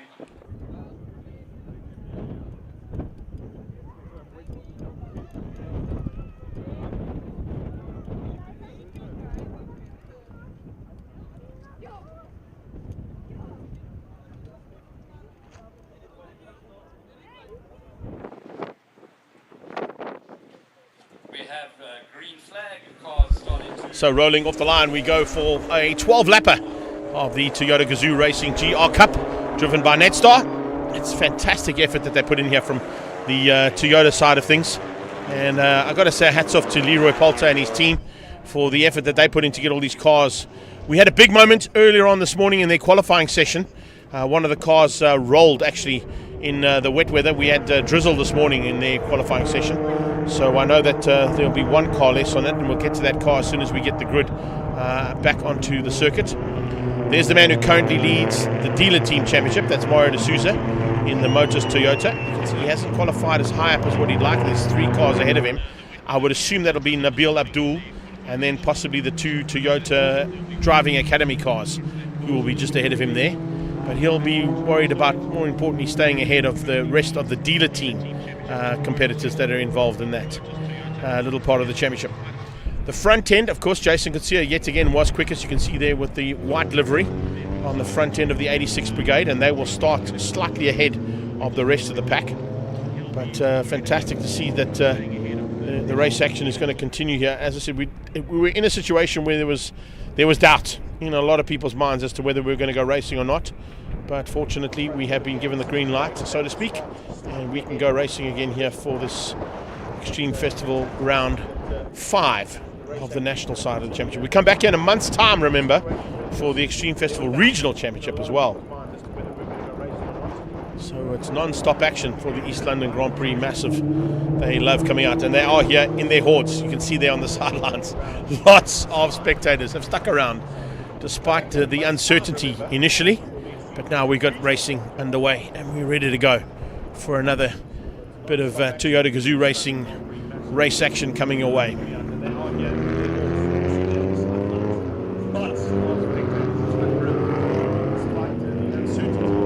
Halfway Toyota, Roller Toyota, Waterberg Toyota, Motors Toyota, NMI, CFAO, they're all involved from the dealer's point of view. Then we've got all our development drivers at the front end here, all young karters or people looking to be involved in motorsport. And they come now under starters' orders. Jason Kutsia will dictate the pace under the rolling start for the 86th Brigade. Alongside him is Ken Swartz, I think, in the purple car. That'll be the 2 of them coming out of the Toyota Gazoo Racing development karting team. They had a fantastic race weekend only 3 weeks ago at SupaCup's International Kart Track. The 2 of them fought hard for the Africa Open title, eventually going into the hands of Jason Kutsia. Behind that, Brandon van Wolf pushing hard as well. Look out for Vatsi as well. She'll be looking to try and up her game ever so slightly now for her attempt to be at the front end, staying ahead there with Kyan Gwenya and Gabriel Fernandez. Nabil Abdul, as I said, leads out in the Supersport car. That's the orange wing machine with the big Supersport S on the front, the World of Champions car. Looking to try and maintain his championship lead so far. Ooh, it's getting real. Oh, it's got real out of Potters. Someone's gone on the inside of Potters and gotten out of shape there big time. Potters Pass is treacherous on a normal race day. On a wet conditions race day, you do not want to put a wheel wrong. And it looks like the inside, one of the cars got out of shape there and got sideways. I think it might have been Lawrence Mini. I stand to be corrected, but it could possibly have been Lawrence. We'll wait and see if that's the case. But if it was him, he was sideways and fortunately not on his roof at that point, because that's what can happen. And these cars know all about it. So Nabil Abdul hangs on right now ahead of Devon Scott by the looks of things there. And then in 3rd place is Mario De Souza.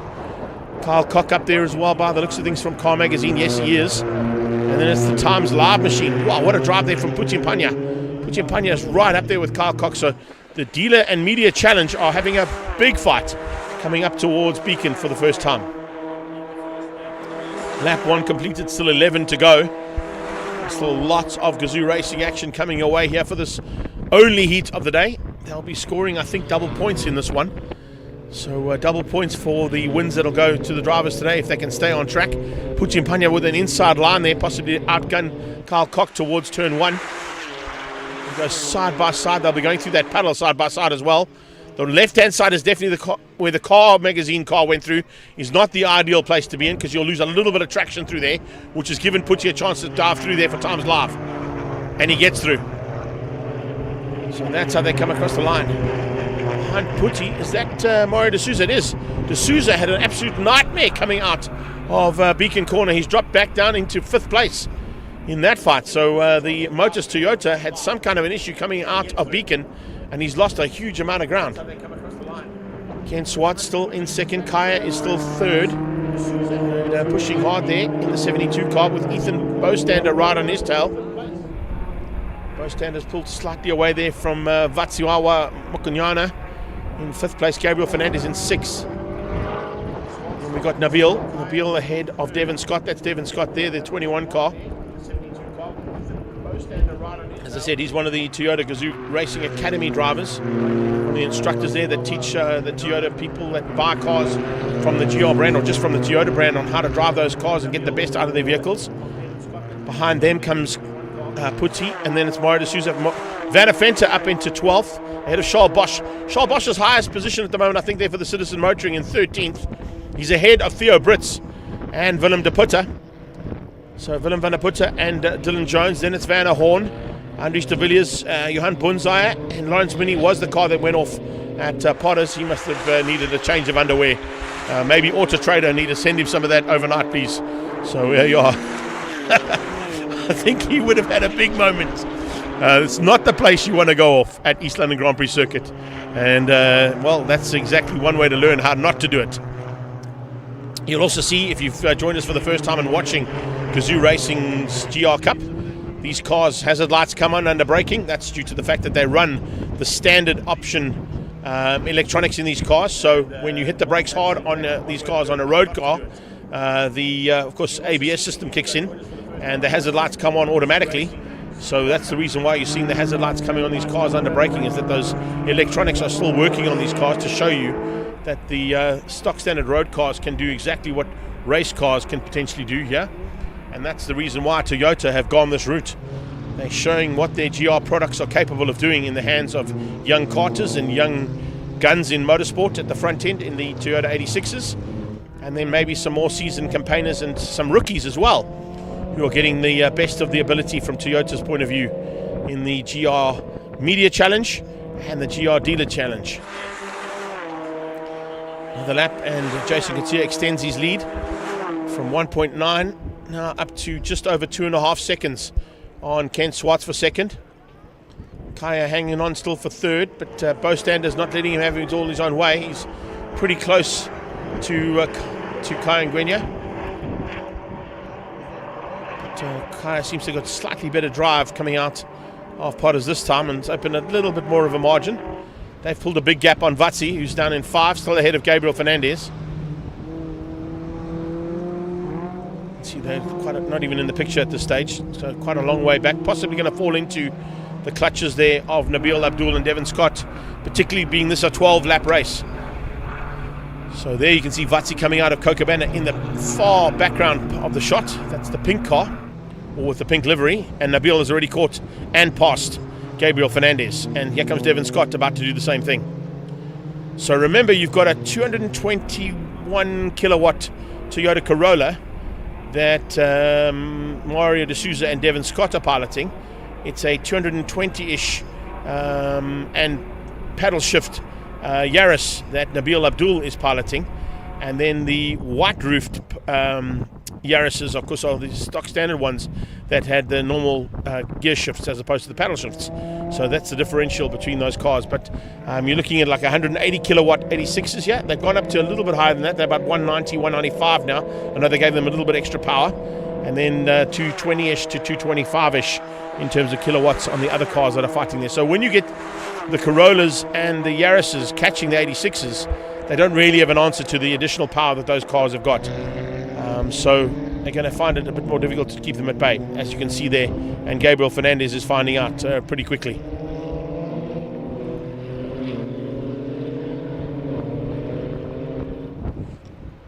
Back down towards Cochabana. This is late braking. And you can see now that Jason Gatia is in the lead, controlling things pretty easily. The fight is kind of for third place there, as Bostander gets closer and closer to Ngwenya. Trying a slightly different line coming out of Cochabana there to try and get the drive onto the beat straight, maybe use a little bit of the slipstream effect that he gets along that straightaway.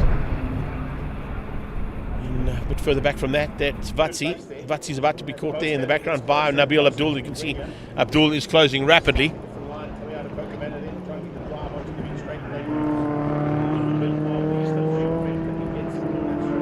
So is Bostander. Bostander's closed that gap down to less than half a second between himself and Kaya. And back straight, just watching for the progress there of the Motus Toyota of Mario de Souza. He lost out quite a bit of ground right in the early stages. I'm not quite sure what went wrong there with Mario. Maybe a mistake under braking coming to the top of the hill here to Beacon Corner. Very easy to get it wrong on the brake shoe, and then you run wide and just off the track. And as I said, going off track today is probably the worst thing you can do with the amount of water that's left standing in the grass on either side of the track.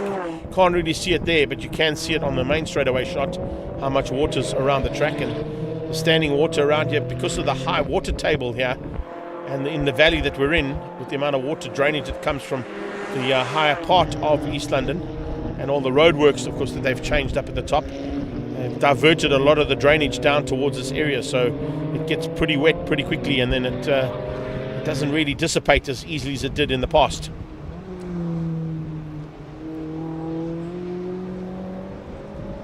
Third place battle continues, still no change. Bostander gets close, but not close enough to find a way through there on Ngwenya. So Kaya using maybe a little bit more experience behind the wheel of these cars to stay at least ahead of him and maintain that third place. Still no change. Bostander gets close, but not close enough. Swartz, Ngwenya, and Bostander.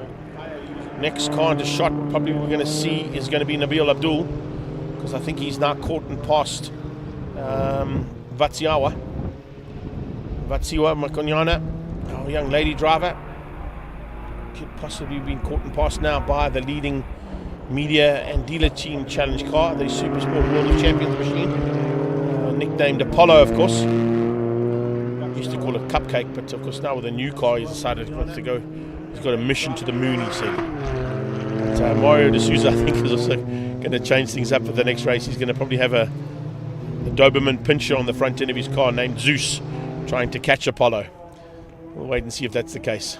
You can see the right-hand line has now dried up pretty dramatically. It's just the left-hand lane that seems to be a little bit wet across that finish line puddle. So if you stay on the right-hand side, it's pretty much dry line all the way through the track. But sometimes it's not as easy to do. You might be in an overtaking opportunity, and that means going through the water puddle.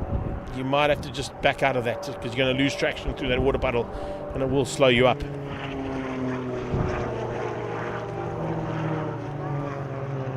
Head towards turn one, the infamous Potter's Pass.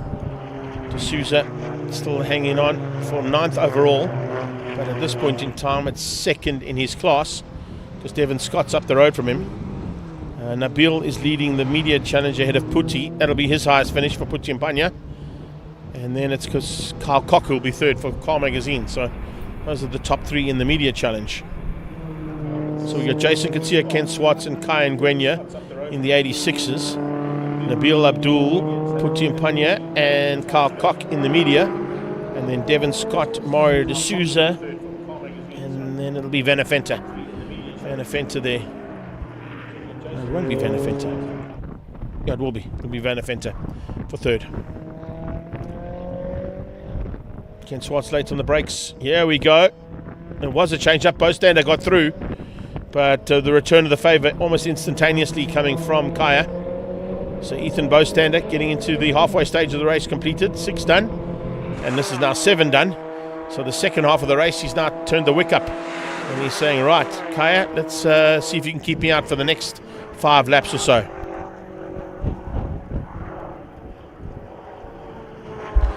Pushing hard here. Here's Ethan Bostander. This is great to see because this is kind of the development of the Toyota GR Academy that have come through the karting ranks, and these two, of course, have come from that area and now going at it in rear-wheel drive Toyota 86s side by side through Rifle. Listen, they say you've got to have a certain part of your male anatomy to go through Potter's Pass fast, but you've got to have big ones to do the same thing going side by side through Rifle. So well played to those two boys. I don't think they've even seen those in their youth at this point in time. But anyway, it's another discussion to have at another point. But phenomenal driving from both of them, and enough room given by each of them to go through Rifle equidistant apart. Brilliant stuff. Background though is a big move. That's Devon Scott eventually getting through on Vatsi.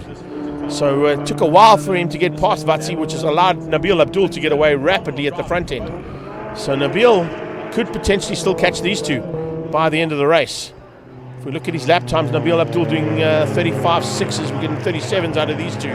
There's enough time for Nabil to possibly even get into the overall top three.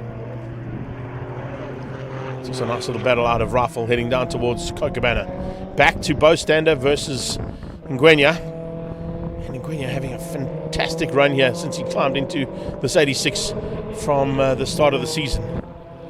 Definitely one to watch out for in the future if he continues on the way he's driving right now, and he learns from his other two Toyota rivals out front in Kent Swartz and Jason Gatsia, which is what he's been doing on the last couple of races around the circuits of the country. The Extreme Festival comes back to East London next month, about the 23rd I think it is. We're back here for regionals. But the next round of the Nationals is back down in Cape Town. So we're kind of getting into the crucial part of the championship. So that's why these guys are fighting so hard for championship points. Nice to see that shot. Charles Bosch, he made some social media history yesterday as part of the social media that went out for the Extreme Festival. Watching the bikes on the sideline and checking his little hair go meow as the bikes went past. And check that out. It was quite a cool little post they put up there with Charles. He's always keen to have a bit of fun. And great to have him as part of this championship for the Citizen Motoring.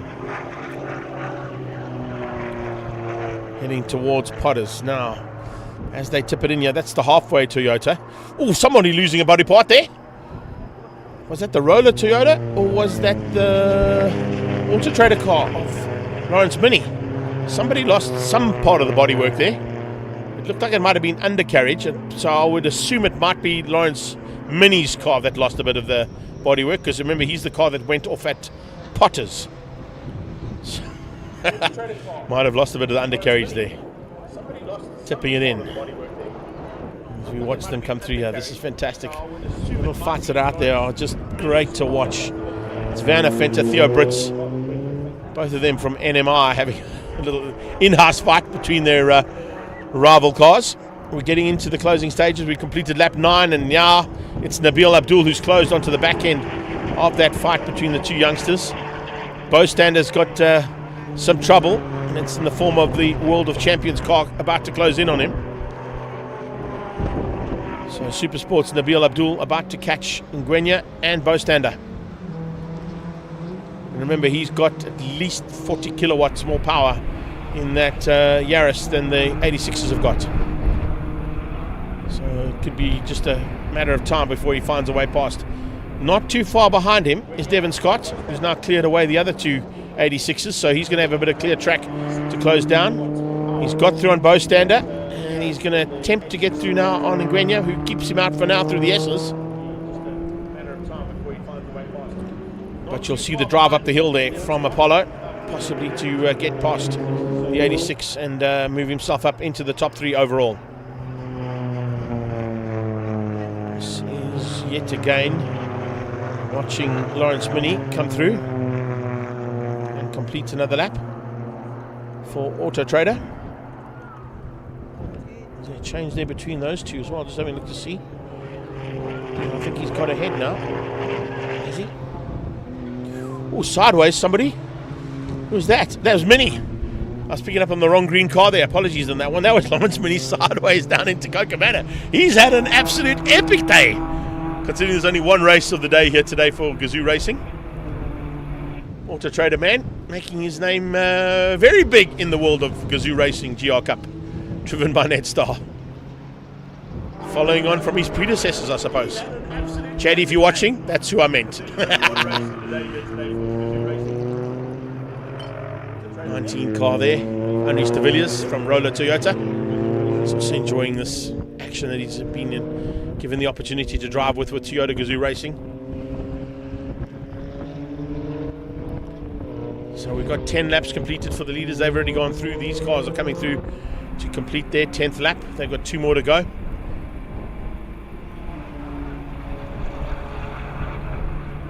I don't think Jason Kutsia is going to catch the back of the pack in these 12 laps, but I stand to be corrected. Maybe he will, because he's lapping in the 37 zeros.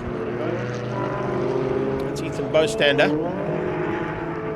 Just a close-up shot of him fighting the wheel through the complex. There is your leader. Oh, he might. Okay, I stand to be corrected. He's going to catch onto the back end there. And the back of the field is Willem van der Putte, Van der Horn and Johan Bunzaier. That's who the 7-7's got in his sights right now. And if I'm not mistaken, that's probably going to be Van der Horn, who'll be the first car that Jason will attempt to try and catch before the checkered flag comes out in 2 laps' time.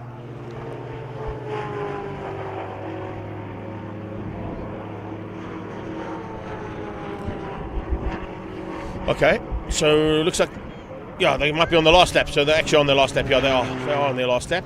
Apologies on that one. So last lap time here for Jason Kutsia.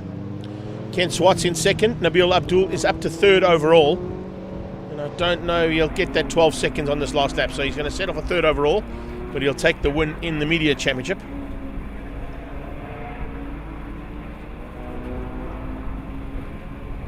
So maybe the back of the pack will hang on. Vanna might not be caught. Willem van der Putte might not be caught. Jason's got enough time in hand that he doesn't really have to overtake those 2 cars in head.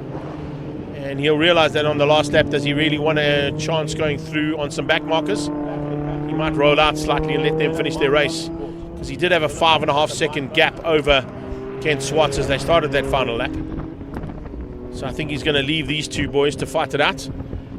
One I think is in the, it's who's at the back there once again? It's Van der Putte and Van der Horn. Yeah, they're gonna start their final lap, and Jason's gonna get the checkered flag just behind them. Fastest lap of the race though, 35.6 out of Nabil Abdul. Lights ablaze, double points, and that means a double win basically for Jason Kutsia.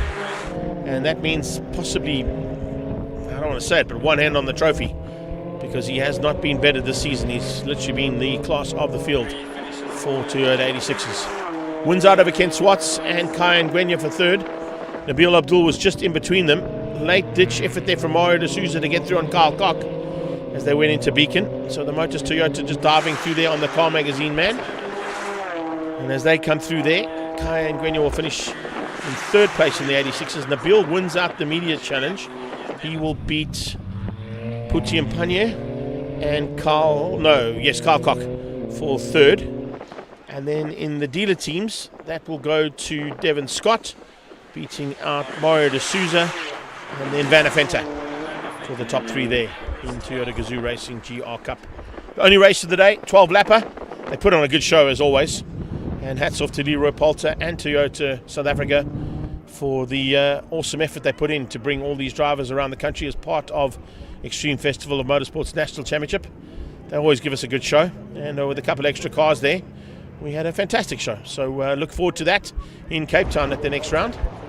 But well done to all the drivers for sticking around and still entertaining this big partisan East London Grand Prix circuit crowd. I'm sure they're looking forward to more action soon, because there's some more Toyotas about to come to battle, and that is with South African touring cars and the SupaCup class, who will be out next.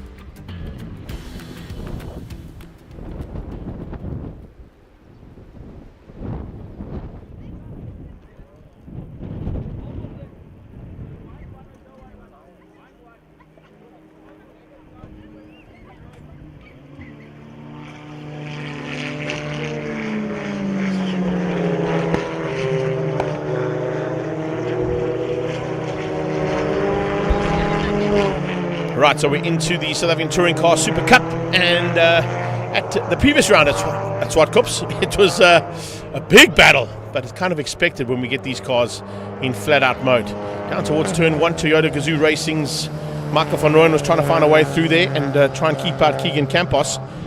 Campos in the Campos Transport BMW, managing to just outgun everybody and keep them at bay. Van der Watt had a phenomenal start. But then in the background, the Super Cup class also with some great race action expected, with Jonathan Mahotsi and Jason Nussmore going side by side. The two Volkswagen Motorsport cars out front pushing hard and looking for a chance to outgun each other in terms of that in-house fight between the Volkswagen Motorsport brigade. Great to see Davy van der Merwe with some improvements coming out of the Toyota Gazoo Racing GR Starlet in the Super Cup class. Big fight as well coming from the mid-pack, as we saw Andrew Schofield going at it with the Fly Sapphire BMW in the Global Touring cars. And then halfway through the pack, Nicky Vastanos having a great battle with Davide Franco. Bit of problems though in the closing stages, as he unfortunately went a bit sideways through turn 7. But to the flag, and Campos was the man to beat in race 1, wrapping things up and hoping to do the same here today in race 1. It was Jonathan Mahotsi who would beat Jason Nussmore and Tate Bishop to the line for 1, 2 and 3 in the Volkswagen Motorsport team for the Super Cup part of proceedings. In race 2, more of the same expected, and usually in race 2 it gets a little bit more heated. As you can see, Jagger Robertson starting to put the pressure onto his stablemate there in the 2 GTIs. And as they went through there, unfortunately 2 tags and somebody went sideways. It looked like it was the BMW, and eventually it was, of Andrew Schofield in the Fly Sapphire BMW that ended up in the wall in turn 1. And he came together, of course, with the other BMW there of Campos. Red flag was called out. Campos was able to get back on track and fortunately was able to resume his position at the front of the field. And Schofield also incredibly, with the work being done by the WCT team, got that car back on track but had to start from the pit lane. So as they went down in towards turn 1, once again it was a battle royal, and Campos would have to come from the back of the field, but he was certainly fired up and up for the challenge. Great start from the fast development car there of Dylan Pragi, a better start from him in race 2. So the Bulawayo band having a bit of a tough time of it at SupaCup, but eventually finding a way through. Problems at the back end, unfortunately for the 28 machine, one of the Toyota Gazoo Racing machines there having a bit of a fight of note. Side-by-side action is what we expect to see, and particularly when it's 2 former teammates going at it, with Charles Visser getting alongside Jason Nussmore and giving him a run for his money. And then right in the closing stages, a big moment there for Siyabonga Monkonkwana, which pulled the safety car out. And Monkonkwana and the safety car literally led them through, with the win going to Michael van Rooyen. So Van Rooyen finished behind the safety car. Toyota, of course, providing that safety car at SupaCup. And of course, our safety cars this weekend are provided by NG. And great to have them with us. That Kelston Group machine provided by Jason Lamb, who helps us out with the safety cars for this weekend. So let's see what's going to happen now as we get into race 1 of 2. It's 2 8-lappers for the South African touring cars and Super Cup class, and they're definitely going to be in for a bit of an action-packed event. Andrew Schofield back in his normal cockpit, not the one he flies for Sapphire, but the one he races for Sapphire, and he loves being behind the wheel of that Fly Sapphire BMW from WCT and Investchem Racing. He's got some hard chargers alongside him, as we see Saad Variawa joining us for the very first time. Fantastic to have him behind the wheel of the Gazoo Racing Corollas. And I think he's going to be in for a bit of a hard fight of it, because you can see the battle scars already on the 28 car. And yes, this man is going to have to do some work this weekend. Really, really tough times there for Natim Samanga, as we saw at SupaCup. And already he's been in a big moment in practice yesterday. And they had some overnight work to do on that Toyota to get it sorted. Pole man was Julian van der Watt, though. He sorted out the pace this morning in qualifying for the Golf team. And that Volkswagen Golf GTI is on pole alongside Keegan Campos, who, of course, was made daddy for a second time only a couple of days ago. So I know that the Peppers and Camposes are probably watching from all around the world and all around South Africa. So a big congratulations from all of us here in the production team on the birth of Tiago Pepper Campos, or Campos Pepper. Depending on who's in the room, I'll go with that analogy. So if it's Pepper, I'll go Pepper Campos. If Roy's in the room, I'll go Campos Pepper. But I'll probably get a WhatsApp coming on my phone now to correct me in the correct format of that double-barrel surname. But to Tasman Pepper and to Keegan, congratulations. You have an absolutely amazing young man, and I'm sure he's going to be behind the wheel of a cart if the two grandfathers have got anything to say about it. Back of the pack there, of course, is our only master for this weekend in Andre Besaidnout for Team Perfect Circle and Playboy. He's, of course, the man who's looking to try and wrap up the Masters Championship. He had a bit of a fight with Roberto Franco initially in the championship, but Roberto's decided to move into the Polo Cup Masters side of things. So he unfortunately won't be joining us for the rest of the season in this championship. He'll be looking to try and fight it out there with who we've just seen on track: Wayne Masters, John Kruger, Derek Smallberger, Ilya Mussolini, Mike Barbaglia, Gavin Ross, and the other Masters in Polo Cup. So we're just standing by now to get full track clearance. There were a couple of cars that had to be extricated from the circuit and brought back into pit lane. And once we've got them all sorted and ready to go, we'll be making our way down this pretty tricky straight for the start of proceedings of South African Touring Cars and SupaCup race number 1.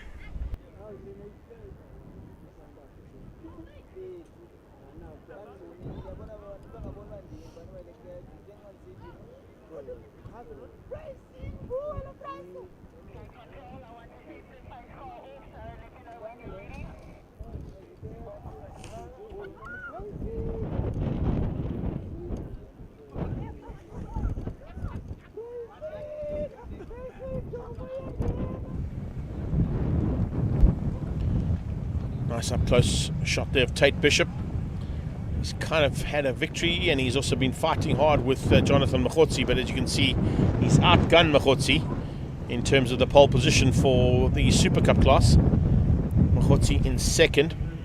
Third place, a phenomenal run there from the Fast Development and Bulawayo base driver, Dylan Praji. He of course comes through every race meeting, comes down from Zimbabwe to join his team and be part of the Super Cup class. Auto Styling Zimbabwe and Fast Development Polo in third. It's arguably one of his best performances in the Super Cup class as they start to roll down towards Potters for the first time. Remember, it's a rolling start for them, so he's going to have Jason Nussmore alongside him. Behind them is the Calex machine of one of our, in fact, the only lady driver in this class now. Great to have Cara Hill in there. Behind her is Nikki Vistanos, then Davi Funamava. And you would have seen a little bit of fun and games that Davi and I had on the way out of the circuit last night. If you caught in the social media last night, go and have a check at that.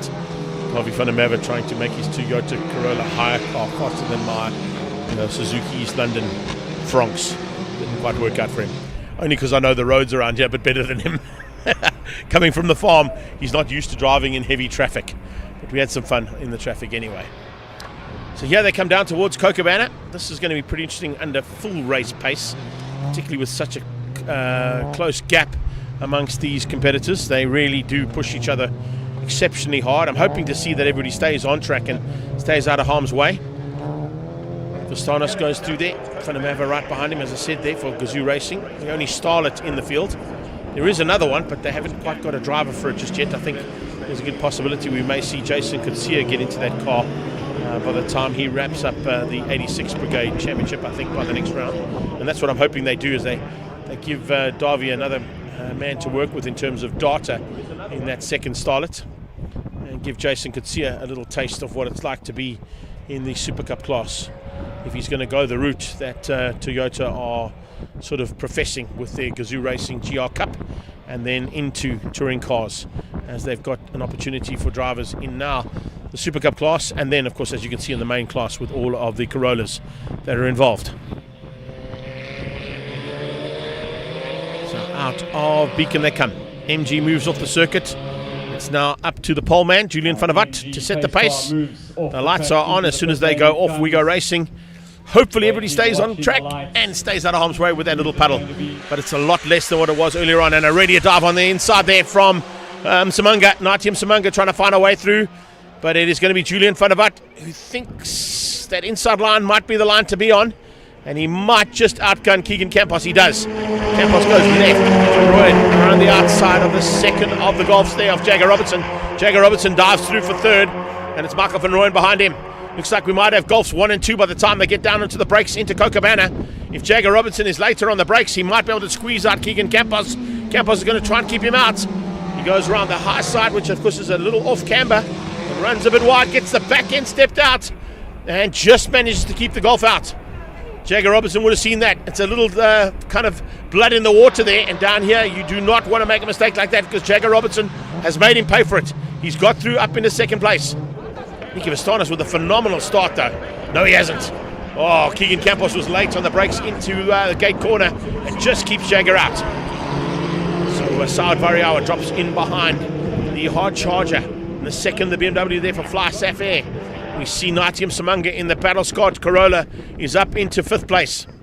So they're a bit of chopping and changing here amongst the touring cars as they come to complete the first lap. But Julian van der Walt has hung on to lead the first lap from the pole position.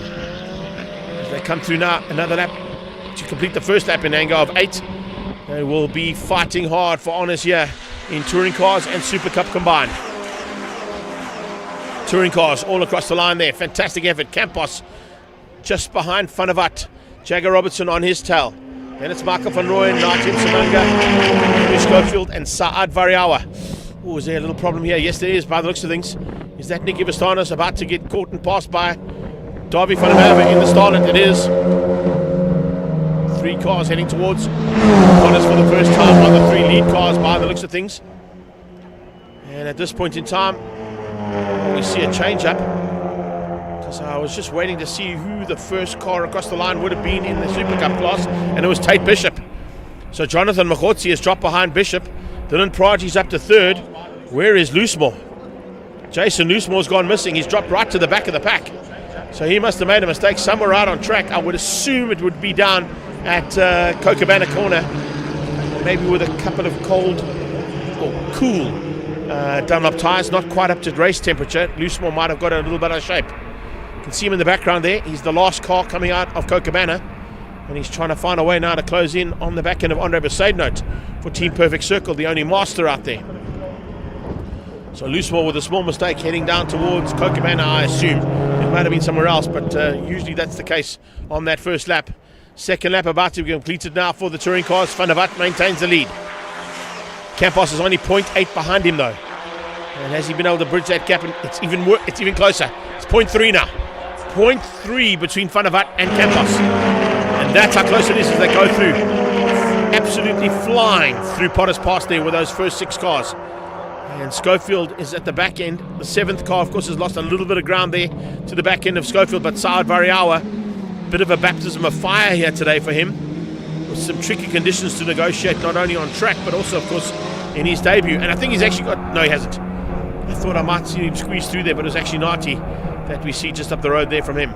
Here comes Campos for the lead. Oh, what a move! Jason Campos along the beach straight. Timed that to perfection and squeezes out Julian van der Walt. So Jason Campos. Keegan Campos, Greg. Sorry. Keegan Campos. I'm thinking of Jason Loosemore. Sorry, my bad there, Keeks. Keegan Campos hits the front and leads now over Julian van der Walt and Jagger Robertson. So a little change up there. Perfectly timed from Keegan Campos' point of view. And he now hits the front for Campos Transport. And leads over the 2 Golf GTR 8s. Jagger Robertson is looking for a way past. He looks just as dangerous as what Keegan did on the back end of Julian van der Walt, and Michael van Rooyen is sitting waiting to pick up the pieces. We got a change up for the lead of SupaCup. Machotsi has got through on Tate Bishop. So a little change between the 2 of them as we saw the change in the lead. Touring cars out front. Keegan Camp. Oh, there's Nicky Vastanis parked on the sideline somewhere as well. That hasn't gone according to plan there for the 24 car. We did see him have a little issue earlier on. He got a little bit out of shape. So maybe he found a bit of a problem on that car.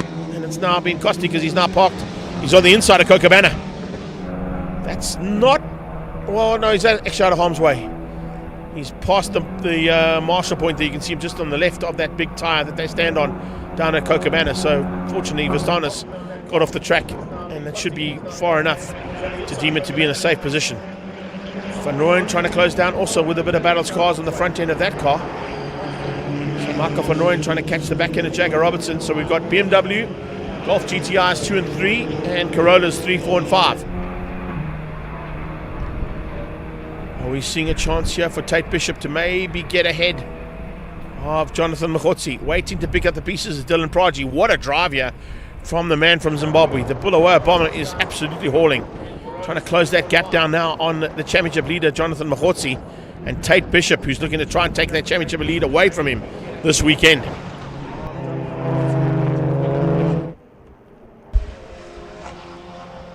As they head towards turn 1. Jagger Robertson's lost some ground there to Julian van der Vat. Marco van Rooyen is closing him down. Leading Toyota Corolla from Gazoo Racing, wanting to be the third car on track and get ahead of the second Volkswagen Golf GTI of Jagger Robertson. Behind them, Natim Samanga and Andrew Schofield. There's those two cars inside Variawa. I said welcome to Super Touring Cars. These South African touring cars are spectacular machines when they're in full flight, but they are a handful. Saad, of course, would have been in that Toyota Starlet for a while. He's had a bit of a baptism of fire, as I mentioned earlier on, not only having to deal with getting to grips with this class and how well that car works, but also very tricky conditions that Mother Nature threw at us here today. But an admirable job being done there for 7th place in his first time out. Mkhotsi hangs on ahead of Bishop and Pragi in the background as they come to complete the halfway stage, and they're going to go into the second half of the race with 5 done. Campos leads out. Big Daddy K, I could call him now, I suppose, eh? He's out front, ahead of Julian van der Vat and Jagger Robertson. The two teammates hanging on for second and third, keeping out Marco van Rooyen for now. I wonder if Marco van Rooyen's gone for a late race pace setup, maybe to find some pace in the latter part of the race, because remember the second heat of today will be an inverted grid, so he'll definitely be thinking about that. Currently the inverted grid would possibly see Saad Variawa and Andrew Schofield onto the front row as they come across the line. That's the top 3 in the SupaCup class: Mkhotsi, Bishop and Pragi. Sure, I know the Pragi family are going to be happy with the performance there of Dylan. This is certainly one of his best outings, and I think it'll probably be his best finish in SupaCup as well there for the Bulawayo base driver.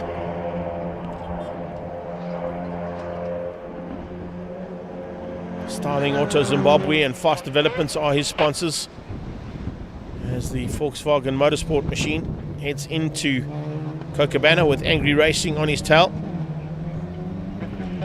When the hazard lights come on these cars, that's of course the push to pass mechanism they've got. So that's not the ABS hazards that we saw in Toyota Corollas. When those hazards come on, it shows the drivers behind that they've gone for an additional bit of power that push to pass mechanism gives them. It's about 20 or 30 kilowatts more power that is available to the driver, which they tend to use to try and catch or do some kind of out-braking maneuver with the additional power that just brings them closer to the driver ahead of them. But if they all go for it at the same time, makes it a bit more difficult.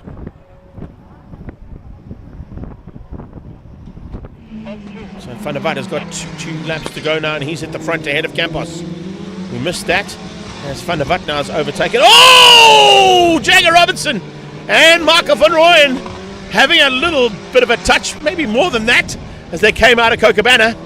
Robertson was on the inside, Marco van Rooyen was on the outside, and Marco tried an overtaking maneuver. He got out of shape, and Jagger just helped him way around. Just turned him 360 degrees, and Marco van Rooyen now drops to the back of the pack of the touring cars, promoting Natim Samanga up one place and Andrew Schofield. Sure, that was a big moment. That was a huge one coming out of Cochabana. So as they head up towards Beacon, it's a change up for the lead, as I said, as Van der Vat hits the front again ahead of Campos, and they're about to start the final lap. and they're coming up on some back markers. Last lap orders out. Van der Walt, Campos, and Jagger. Jagger Robertson a long way ahead of Natium Samanga and Andrew Schofield. Marco van Rooyen has dropped back behind Schofield and Samanga. Ahead of Saad. I don't think Saad Vario got through on him. Here we go. Back marker could come into play there, but it's Campos looking dangerous. Campos looking for a way, possibly through, but it's defensive driving from Julian van der Walt. Campos is going to try and drive around the outside of Cochabana. He keeps it sideways. Oh, he gets it lit out of Cochabana corner. That'll cost him a little bit of the drive, though. And with that, maybe enough time for Julian van der Walt to hang on. Is there enough space there, though? That's the important factor. They've come up on the back end of Dean Fenter, who's the back end of the SupaCup class. He's also had a bit of a slow end to the race there. He was going really well initially. Something seems to have gone wrong there on that right motorsport machine of his. He's dropped back into the clutches now and actually fallen behind Andre Besaidenote, who will be looking to start the final lap and at least win the Masters category. The win here looks... Has Jagger Robertson got through? I think Campos has got a problem. Campos has fallen behind Jagger Robertson. Yes, he has. It's going to be a 1-2 here for the Golf GTI team. Campos has got a problem and he's slowing down dramatically. He's going to try and bring it to the line. He is going to try and bring it to the line, but he's going to be outgunned by Nati and by Andrew Schofield. Campos has got a massive problem. It might be some damage there between the accident that happened between him and Marco van Rooyen, but Campos is going to try and nurse it to the line and maybe still steal a 6th place ahead of Nati Msamanga. No, he hasn't won that one. Schofield's through, Van Rooyen's through, Saad Variawa is through, and Campos has eventually gone through in 7th place. So that is a massive turnaround at the end of the race there for the touring cars. Here comes the SupaCup. Mkhotsi and Tate Bishop, no change there. 3rd place, best finish for Dylan Praji. And Campos is doing a Nigel Mansell. He is pushing the car over the line. He can't get any assistance from anybody on the sideline. He's literally got to push that car across the line if he wants that 7th place and the points that go with it. Man alive, Big Daddy K gets out the car and he's now pushing the car, Nigel Mansell style, across the line to finish the first heat of the touring car race. And I think, don't give up, Geeks. Is he? He's going to try and push it from behind. Oh, man. Someone get a shot of that. That is just what motorsport in South Africa is all about. We do not give up in any form of motorsport. Keegan Campos, driver of the day, right there. If they're going to hand one out, that has got to go to Keegan Campos for that effort. Look at the cars pulling in behind him. That is 1, 2, and 3 in the race. And they're still watching the 7th place car literally, physically push his car across the line. And I think he might have given up. Come on, Keeks.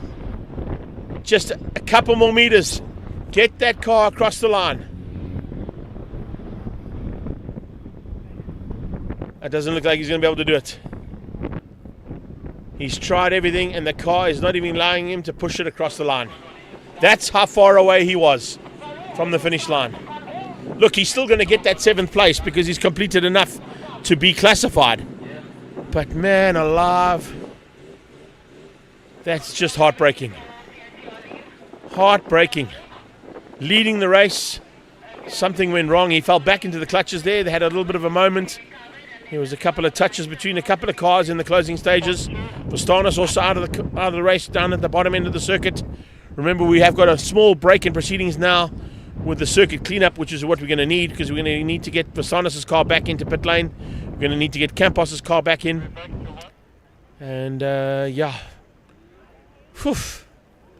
You wanted drama. You wanted action. You wanted every aspect of motorsport. Well, there you've got it. That's what we provide at the Extreme Festival of Motorsport, proudly presented by Coca-Cola Beverages South Africa. Maybe give him a Coca-Cola. Give him that little bit of extra energy just to get the car across the line. Someone go and give him a Coke. While we do have a break in proceedings, though, although we don't have race action, Our ZX10R Masters are about to come out to say thank you to everybody. Unfortunately, their race had to be cancelled due to force majeure. But one of our sponsors, of course, this weekend is the MG brand. And Jason Lamb is, of course, the MD of MG down here in the Eastern Cape. And he's coming out to just say thanks to everybody and to give the crowd a little bit of two-wheeled action, to thank his own sponsors and, of course, all the sponsors behind the Red Square and Sunbet ZX10R Masters Cup. Sunbet, of course, will be coming back here next year. We can't wait to get a full field of Sunbet ZX10R Masters Cup back here to the East London Grand Prix circuit, because they were sorely missed today. But understandably, safety always comes first, and we wish all our riders a safe trip back home to their various homes around the country. One of them, of course, is Jason Lamb, who's based here in East London. Tyre Mart, and of course the man from MG, as I said, that have supplied us our safety cars today. Just going out there to thank the crowd and to say, you know, how awesome it was to have a massive crowd here. We wanted to give you two-wheeled action. Unfortunately, it was just deemed to be too dangerous for the riders to go out there to do any damage, and hopefully no damage to their motorcycles by the end of it. But there you have it, Jason Lamb, and I think, is that Hein McMahon joining him? Didn't pick up on the second rider going through there.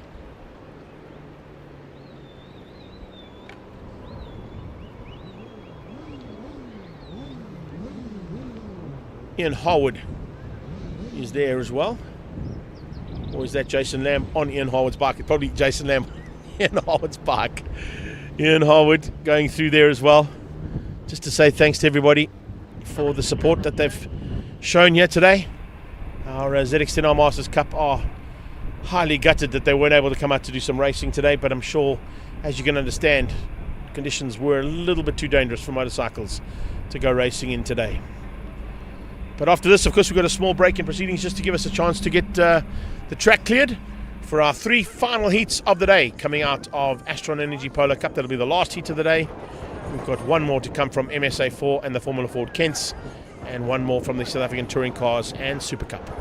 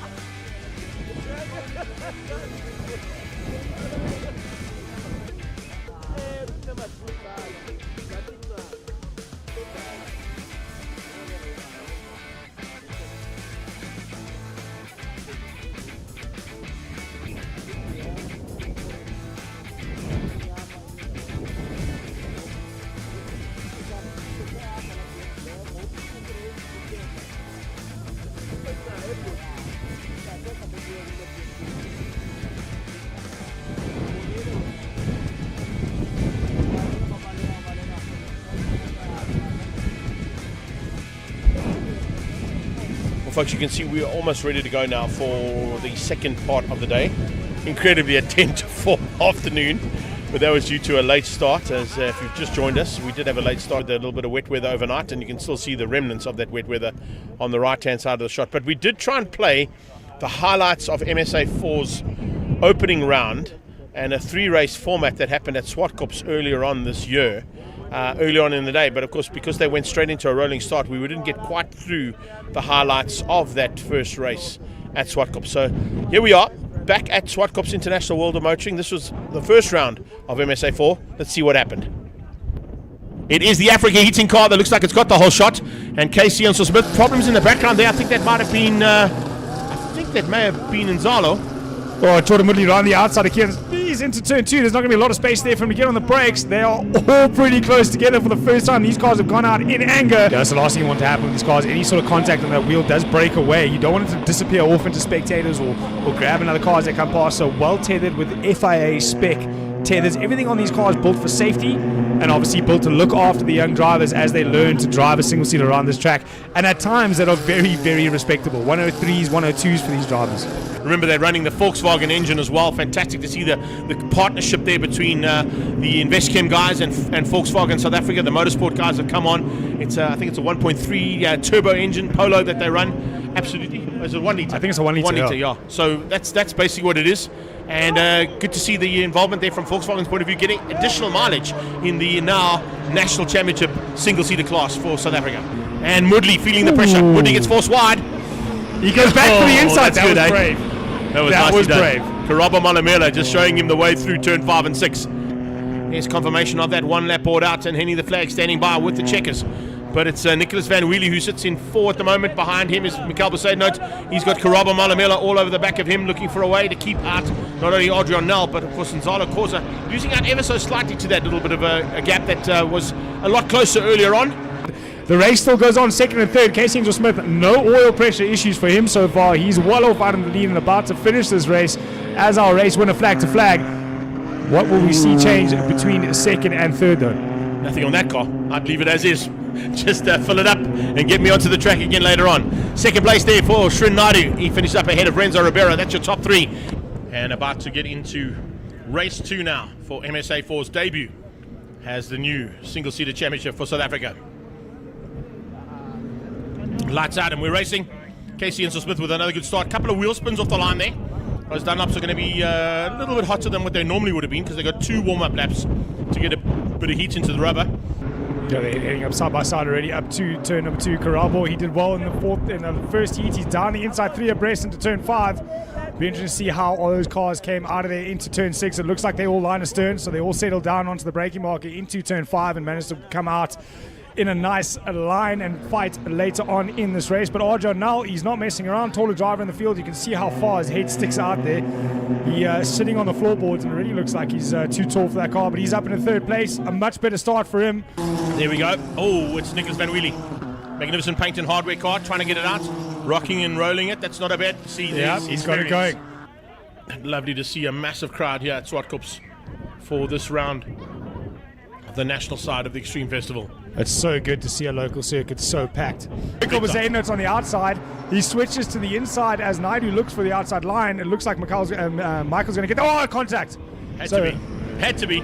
There's no way in now. They had 4 cars going left, right, and centre trying to overtake each other, and somebody ended up. There is the legacy car. So that's the confirmation of the car parked at turn 1. Keep an eye out on Leon Palome, though. Palome is coming through there properly quickly.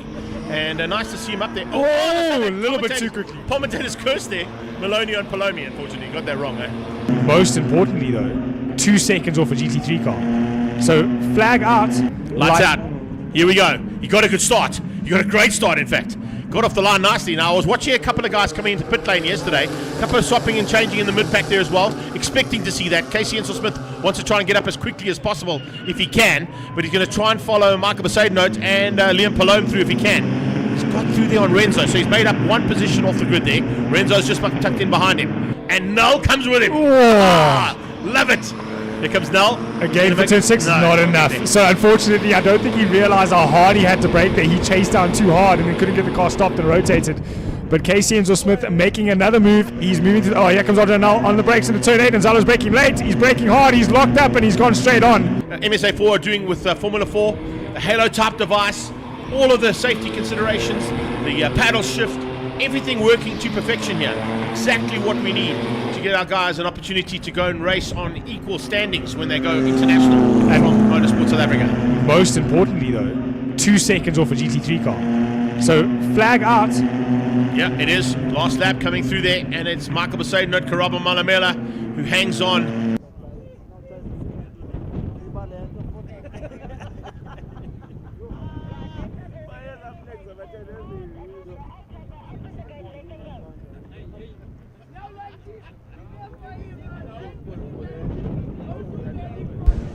Highlights over as I get told in my ear, which means cars are on track for race 2 of MSA4 and Formula Ford Kent combined.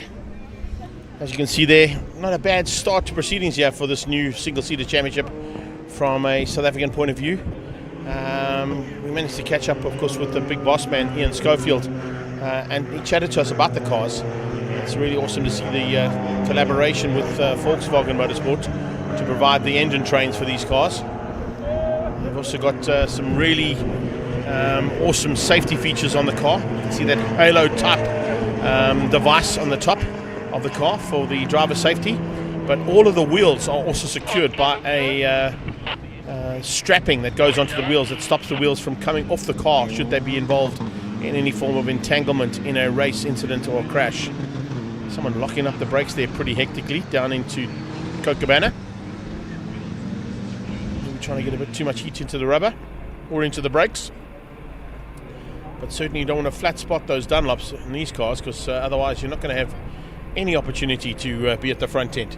And we've already seen a whole bunch of cars that have come off at various parts of the circuit earlier on. We've got pretty much almost dry conditions all the way around the circuit. There's a small remnant of the puddle that was over the main straightaway, but it's a lot less than what it was. There's your race 1 winner from the Formula Ford side of things in Alan Meyer, and he also, of course, stuck around to beat out Ron Van Wheelie and Rick Morris. I'm not quite sure if all of the Formula Fords are going to make their way back onto the track again. I only saw Alan Meyer in the pack of cars. Ian Schofield had a broken issue. I'm not quite sure what broke on the car, but he ended up on the right-hand side of that Marshall point in shot right now and parked on the sideline. And then there was some issues right in the closing stages for Rick Morris, who also dropped behind the top 2 there. I'm expecting to see Ronald Van Wheelie back on track. He should have made it back onto the circuit, didn't have any issues. I think I see in the background as well Ian Schofield, the white helmet in the red and black Formula Ford Kent. Looks like he's got his car sorted out. But they roll to the line, and as they come to the line, they'll take up their positions. There's Rick Morris as well. He's back on track as well. See the purple car just on the left-hand side. So all the Formula Fords are back onto the circuit after a long break between race 1 and 2. It wasn't as long as what they expected, though, because we did have a very delayed start here today.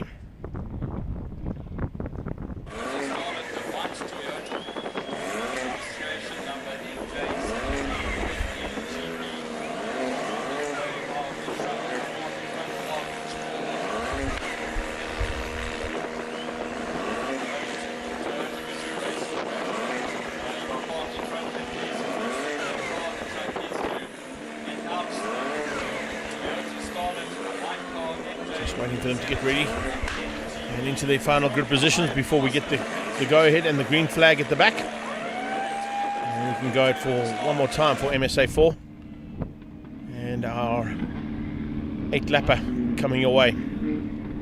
Second heat of the day, and the birthday girl will give them the 5-second board before moving off the circuit.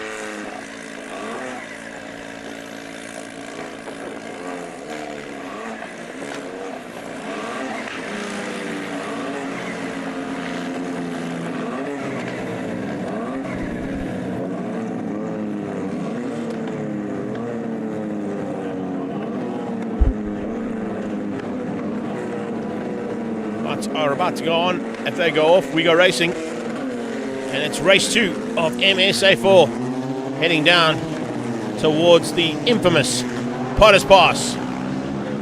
Michael Besaidenote, Casey Enso Smith, Nicholas Van Wheelie, Nzalo Khoza, Anastasia trying to get up a little bit up. Oh, is that Ronald Van Wheelie in the background that spun out? Looks like it might be one of the Formula Fords that spun out there, and it looks like it might be the magnificent painted hardware car who was spun literally outside my office on the right-hand side here. So Ron Van Wheelie didn't have the start he wanted here in this second heat of Formula Ford Kent's. Front end, it's getting real as they head towards Copacabana. Casey Enso Smith running wide out of Copacabana corner, dropping down to 4th place. Besaidenote was trying to stay on the inside, but he was being pressurized there by Nzalo Khoza. And it looks like there might be a little bit of a change up there as Keon Spies comes to join the party as well. Keon Spies getting a really nice start there for the second heat. If that's him at the front end, red flag. Oh, that's a big pity.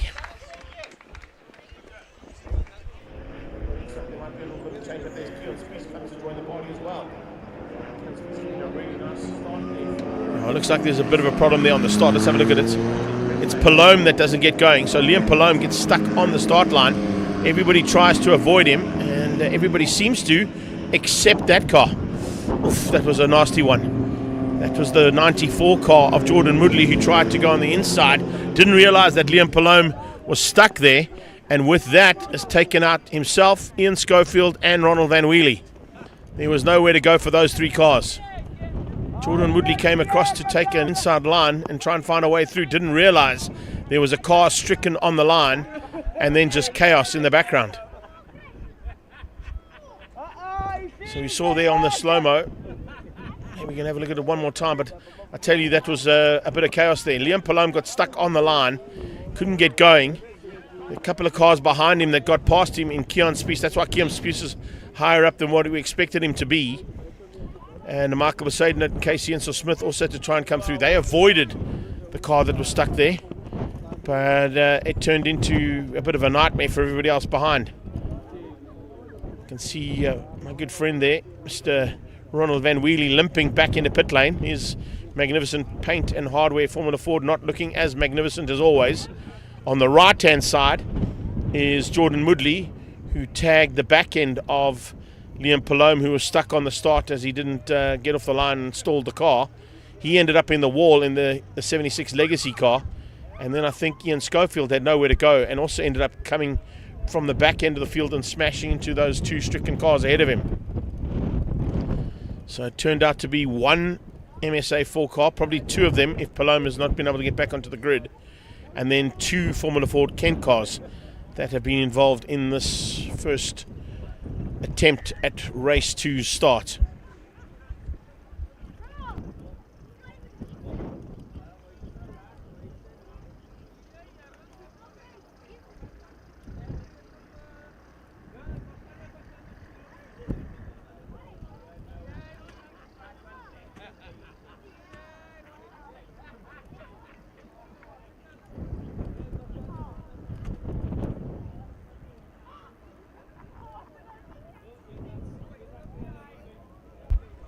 So it looks like we're going to have a little bit of a break in proceedings here to get those cars out of harm's way.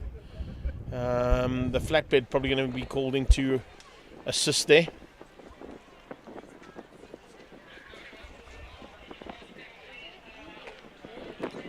Shin Naidu is on pole position, as he was. He got off the line quite nicely. And he was followed there by the man on his left-hand side, trying to come through pretty rapidly, but as we saw, didn't quite work out for Palome. Liam Palome hasn't made it back onto the track, and I think his car might have been pushed back into pit lane after it got tagged from behind by Jordan Moodley, who was trying to find a way on the inside line to get through, and unfortunately just couldn't find a way through. He tagged the back end of the stalled car and ended up on the inside wall on the barrier. And then there was a whole bunch of chaos behind that ended up taking out Ronald Van Wheelie and Ian Schofield.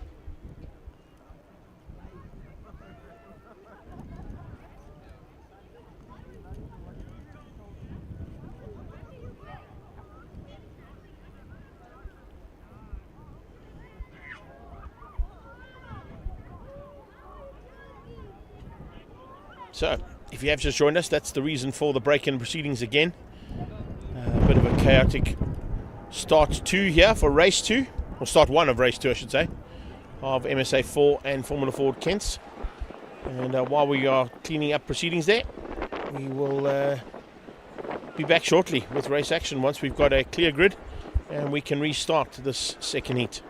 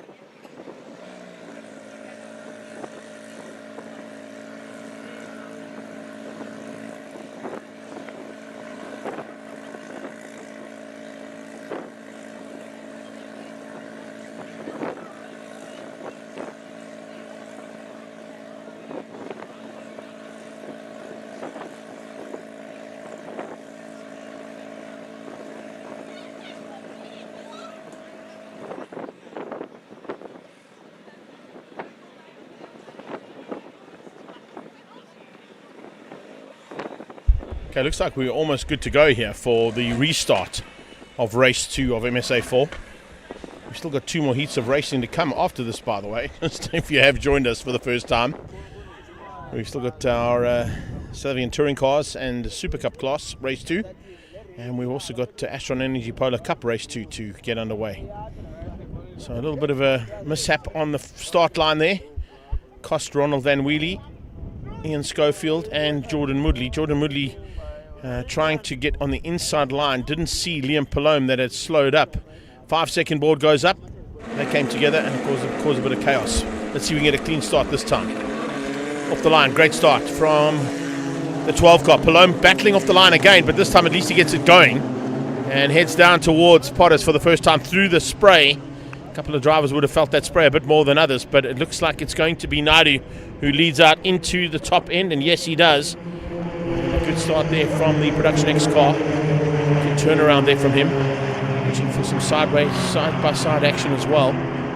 Palome has lost his wing as well as they went down towards Potters.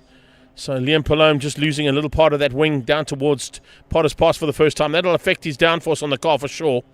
But here we see a change up into the top end. Michael Mercedes trying to put the pressure on right from the word go. Casey Ensel Smith is in there as well again. So Casey Ensel Smith looking to try and get to the front and maintain his unbeaten record in MSA4. That's the opportunity he's looking for as they head down that beat straight away for the first time. Now as they come into the complex. Let's see if they can all get sorted out. A little bit out of shape there from one of the cars a bit further back there. I think that might have been the 87 car. Yes, it was. It was. It might have been the 82 car there, Gonzalo Corza. So some manoeuvring happening there at the front end. 2 packs of cars in MSA4 that have now sort of split between about half a second between them. Up onto the braking point for Beacon. Naidu hangs on. Locks up slightly. Right on his tail, looking to pounce is Michael Besaidnote. Besaidnote's got Casey Ensel Smith right on his tail. And then coming through for an opportunity possibly to spoil their day. We'll keep an eye on the attack coming from behind from Monkonkwana and Nicholas Van Wheelie. Van Wheelie is the 4th car in that pack. Of course, the all-black car. Not used to him being in an all-black car, normally in magnificent paint and hardware colours. But now with the all-black car, looking for a chance to spoil the day here for the young Carters ahead of him. We go down to Nzala Corza, Karabo Malamela, Liam Palome and Kian Spies. Spies this time not quite the start he got in the first attempt. He was a lot higher up there after he had to take evasive action to miss the stricken Liam Palome on the start line. Palome, I think, is going to battle a bit with that broken wing. Here we go a bit further back into where we're seeing, is that probably Anastasia Gerasis fighting in amongst the manoeuvring there. Oh, Michael Besaidnote with a wheel on the dirt. So chopping and changing here with the front end as Besaidnote makes a small mistake. Just puts a wheel on the dirty stuff on the inside line coming into the complex, and that cost him the drive into the exit of the S's, which allowed Casey Ensel Smith through. So Ensel Smith was going to be tight. Casey Ensel Smith trying to close down there on Shrin Naidu. Naidu watching his rearview mirrors. He knows that Casey Ensel Smith wants this victory, wants to maintain his record so far in MSA4. And he's putting massive amounts of pressure. Nicholas Van Wheelie lost a little bit of ground there to Michael Besaidnote, but that might have been because he had to come off. And then you can see Palome trying to come through in the background there on Nzalo Corza. Malamela just ahead there, the two of them. Then Keon Spies and Anastasia Gerasis. Behind that you've got Alan Mayer, who leads out the Formula Ford Kent class again, but I think it's kind of a done deal between him and Rick Morris. The only 2 cars left there after the other 2 cars involved in Formula Ford Kent were taken out at the start. Change up for the lead. Magnificent effort there from Casey Ensel Smith, just finding the right position, timed it to perfection, and found a way through to get ahead of both Shrin Naidu and Michael Besaidnote. And in fact, Michael Besaidnote went with him and dropped Shrin down to 3rd. So Shrin Naidu unfortunately just losing out there to Ensel Smith and to Michael Besaidnote. He's come back at Besaidnote. In fact, Besaidnote's got a problem. Besaidnote's made a mistake. He's gone hot into gate corner and run over the go-kart track. Further back, who's that coming off the circuit there? I think that might be Anastasia or Simpiwe. Could have been Simpiwe there, I think, at the back end. We'll wait and see. No, Simpiwe's still on track, so it might have been Anastasia that ran out wide there at the back of the MSA4 class. Krabbe Malamela trying to close things down now on Van Wheelie. Bit of a gap open, a big gap, in fact, between himself and Zalo Corza and Liam Palome. And Keon Spies just behind them. Side by side with Van Wheelie and Karabo. Inside line for Potters. Caraba should take that one relatively easily. Van Weely will give him some room there to play as he comes through and just follows Caraba through. Poseidon, as I said, lost a bit of ground with that little off-track excursion. It's allowed Casey and Smith to go at it now with Trinidad for first and second. Poseidon third. 4 is Malamela and 5 is Van Weely. Palome hangs on for 6th place, only just keeping both Keon Spies and Anastasia behind him. 4 is Malamela, 5 is Van Weely. And cars coming into the complex again. Good move there. Malamela getting through on Nicholas Van Weely's giving him a chance of a possible podium here. So Carabo's now set his sights firmly on Michael Poseidon. Behind that, big fight between Paloma and Keon Spies. Head towards Beacon now. Last time they came through there, gap between Malamela and Van Weely was about 0.2 of a second. It's now opened up slightly higher, but what has happened is Carabo's closed the gap down on Michael Poseidon. Now it's down to about 1.4 seconds between them. And Rick Morris all on his own some there. Behind Alan Mayer, those are the top 2 in the Formula Ford kit. Palome running wide again out of Potters, or into Potters I should say. But a wide line from him was not the line he wanted to be on, that is for sure. That could have been a horrible incident there. You don't want to be running onto the dirty stuff out of Potter's pass, that's for sure. So first 5 cars across the track again, no worries at all there for them. And I don't think there's going to be much change between them other than maybe Caraba Malamela catching Michael Poseidon. That's the only sort of antagonist I can see out there, but there is a big move here from Keon Spies to get ahead of Liam Palome.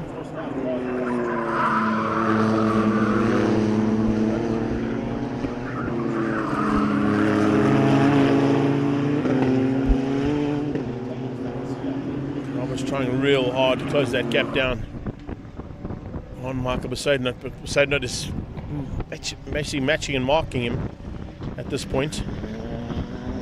Lap times out of Poseidon are 30.09. It's a 29.6, so about 0.4 between them. Caraba is the quicker of the 2, but the problem right now is that he's facing is that he's going to have to still bridge that gap. And with the wind blowing, see it's literally straight down this main straightaway. It's sort of coming from the left hand side, the coastal side of the track, which helps into Potters, but it can also be a little bit of a hindrance on the exit of Potters because you kind of get unsettled with those wings on the car.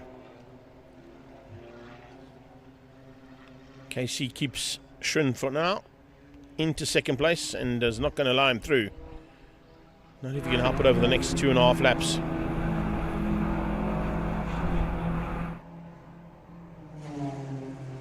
Possible change up here. Is there a dive on the inside? Potentially there from Keon. He had a look. But Palome... No, Palome's lost out to him. Palome lost out to him there through Cochabana.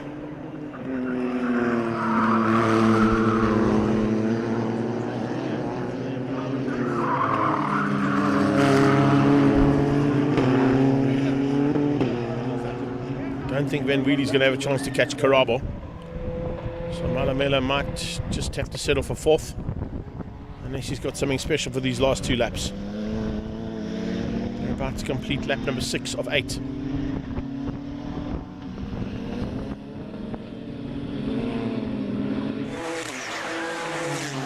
In fact, that's 6 of 6. Okay.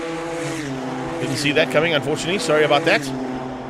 Casey and Smith taking the win, Shrin Naidu in 2nd, and Michael Poseidon in 3rd. They didn't complete a full lap in anger, so and there's problems in the back with a slightly worn left back tyre.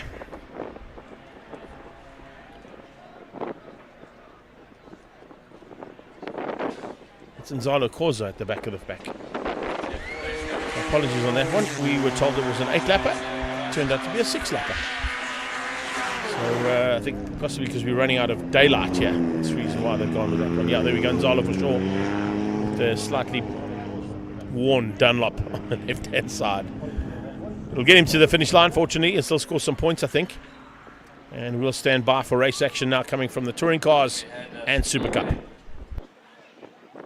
Matslatlo having gone through an 11th, just waiting for the last of the cars to come through now.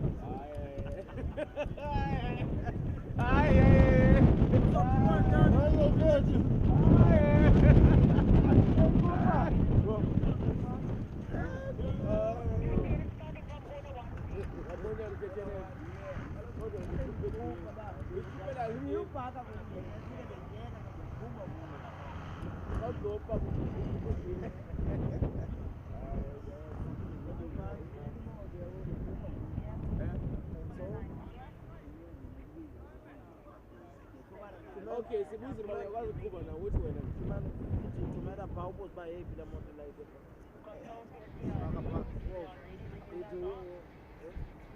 Oh, manje uzobhalala mina namhlanje uzobhala abona manje yathenga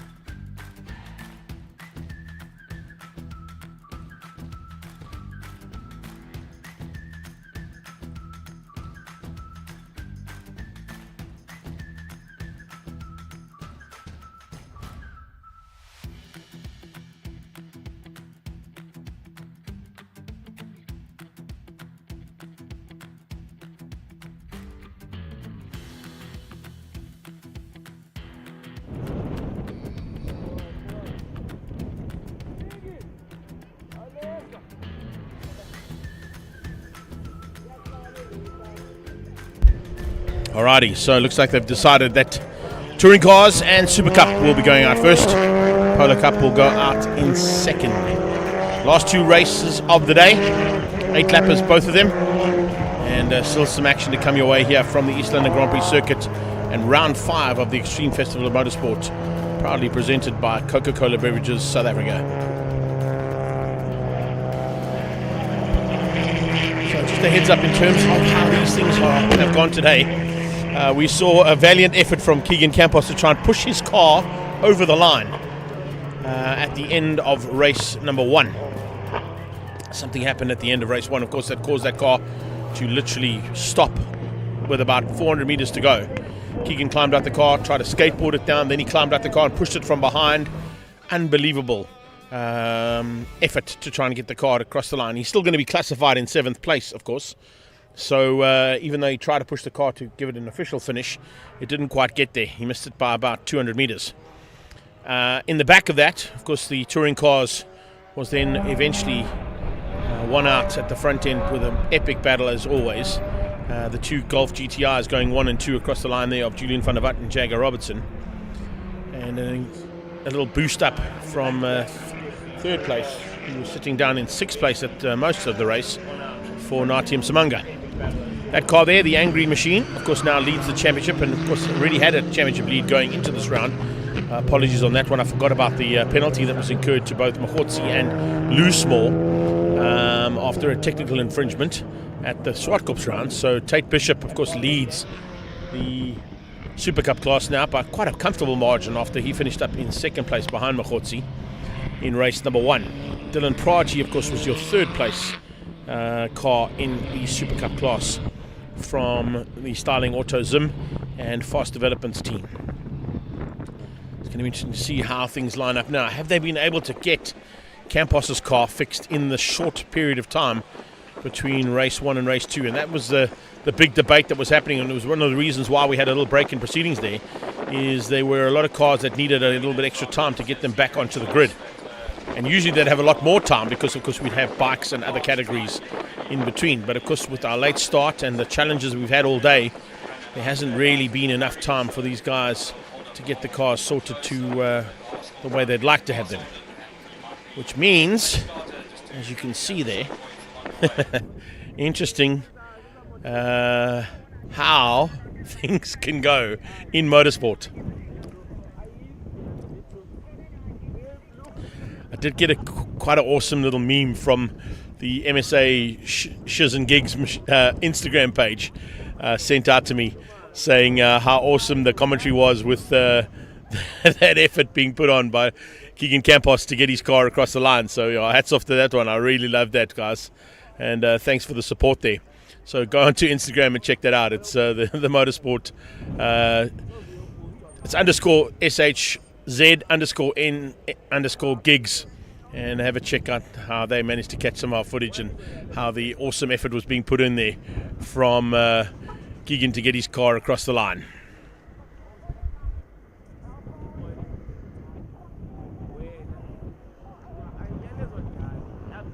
I'm just getting confirmation from the officials that the race has been reduced to 6 laps. 6 laps it will be. So please be aware that it is 6 laps for race number 2, the South African Touring Cars, including SupaCup.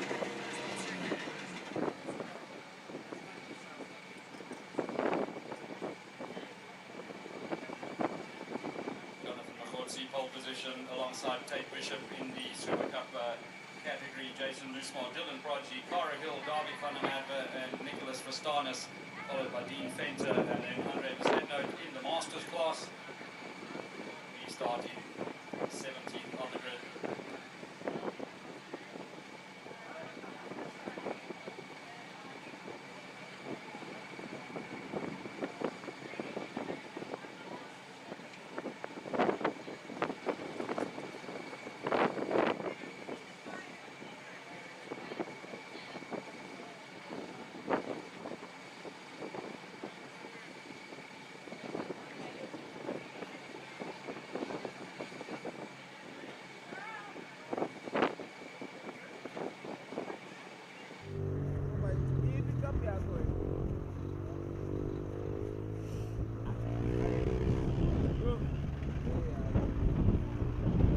Right, so that MG pace car will make its way down towards Potters, followed pretty shortly by the field of touring cars and SupaCup. From the sounds of things, this is also going to be a 6-lap race. So maybe we've gone to 6 lappers for the last 2 heats of the day. We got caught out there slightly, but of course it wasn't due to our commentary or our production. Unfortunately, no one told us that it had gone from 8 to 6 laps for MSA4. But it's definitely gone to 6 laps, according to what I've just been told, for touring cars, and I would assume the same thing would be for the Polo Cups coming up after that. So they head down towards turn 1. It isn't with Keegan Campos on track. I don't think there would have been enough time there for his team to get that car turned around and back onto the circuit after we saw him valiantly trying to push the car across the line. Nigel Mansell style there. Maybe he needs to have a red 5 on his car for the next round of the championship. I don't think anybody runs number 5. No, they do. Saad Variawa runs number 5, so he can't put a red 5 on his car. Doesn't matter. Maybe he's put one in there just for fun. So it is our second last race of the day. It's the South African Touring Cars and SupaCup combined. And we're about to get into the heat of the battle once again here at the front end. It is Saad Variawa who will be on pole position alongside his teammate Michael van Rooyen. Van Rooyen on the front row of a inverted grid is usually a danger sign for any touring car grid in the past. He's normally gone to take and convert those front rows into race wins in the majority of the racing we've seen him participate in. It will be Mokgotsi and Tate Bishop who will be on the front row ahead of Loosemore and Dylan Pragi, ahead of Cara Hill and Davi Funamava.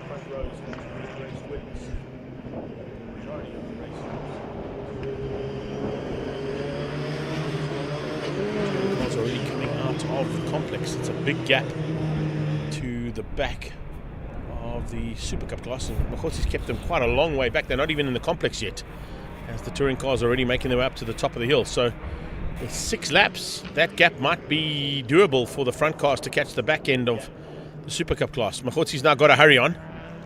He realizes that he's lost the back of that pack, and he's now going to try and catch the rest of these cars out, and all of them now starting to come through the complex pretty rapidly, realizing that Mokgotsi might have held them up a little bit too much. Okay, they have slowed them up slightly up the back straight towards Beacon. So he'll settle them down and get them into race formation as they are right now. 1 and 2 at the back of the pack. That's due to the fact that they finished first and second. They go to the reverse grid, and they reverse the grid with all the cars about to go to battle. Here they come. Across the line, and green lights, or lights off at this stage. Good start from Michael van Rooyen, exactly what I expected him to see. Him coming across and getting ahead of his teammate Saad Variawa. Naitium Samanga going to try and go around the outside of Saad. It's Schofield on the inside trying to find a way through there for the BMW Class 18. And then it is Van der Vat from Robertson.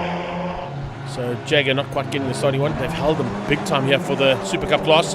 Dive on the inside from Nicky Vastanis trying to find a way through. Vastanis had a late dive to try and find one position up there, I think on hill, and might have squeezed the young lady out in towards Potters as they head there for the first time. He's got through on hill. Around the outside comes the Platinum Mile car there of Dean Fenter, trying to find a way through there. And then, of course, it's Andre Besaidnout in the Team Perfect Circle and Playboy Deodorants towards Potters as they head there for the first time. Into the complex for the first time. Michael van Rooyen opening up a little bit of a margin already now over Naitium Samanga and his teammate Saad Variawa. It's formation flying from GR Racing. No support there for Andrew Schofield from his fellow BMW driver. Campos Transport BMW, unfortunately not back into this second and final heat of South African touring cars here in East London. Mokgotsi with some manoeuvring from his teammate just behind as Loosemore squeezes Tate Bishop out. So both Mokgotsi and Loosemore trying to make up the ground that they lost after their technical infringement penalties were incurred after SupaCups, giving a big margin and a big lead in the championship now to Tate Bishop. On his tail comes third place from race 1. That is Dylan Pragi. Pragi had a fantastic race 1 there for the Starling Auto Zim machine and Fast Developments. Davi Funamava being forced wide by Nicky Vastanis and by Hill as they come out of Beacon. The the Toyota Starlet from GR Racing, just in the mix there for what is the battle for 5th place on track.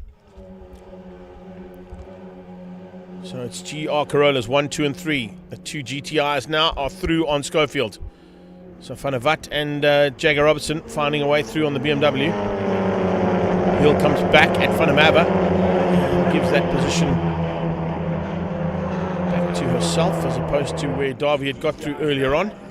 The chop and change there between them for about 5th and 6th place in the SupaCup class.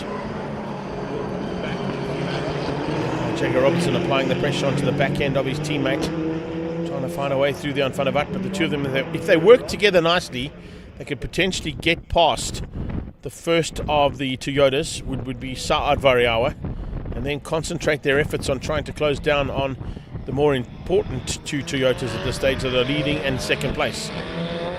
Saad, though, doing a great job of the tail gunner role and keeping the both GTIs at bay. Maybe a push to pass there from Julian, might see him squeeze through. And into Potter's pass, we might see a change there between the two of them. We watch for the SupaCup class now to come up the hill. It's formation flying from Volkswagen Motorsport, 1 and 2 at the moment. Machotsi, Loosemore, and then Tate Bishop. Pragi, Vastanis, another good run here from Nicky Vastanis. Don't want to give him the commentator's curse this time because he was going really nicely in race 1 and then ended up parking it down at Cochabana. 2 laps down, 4 to go. As they cross the line, you can see the lights ablaze there, just giving a little bit of extra vision. The light is still pretty good here, but it is getting patchy. You can see there are some areas of the circuit that are under shadow. The big Red Bull decides to make its way down out of the sky for today.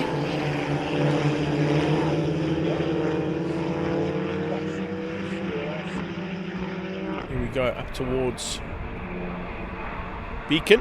We go back to the SupaCup class. Tate Bishop looking to try and find a way past here on Jason Loosemore. Loosemore holding that inside line into gate.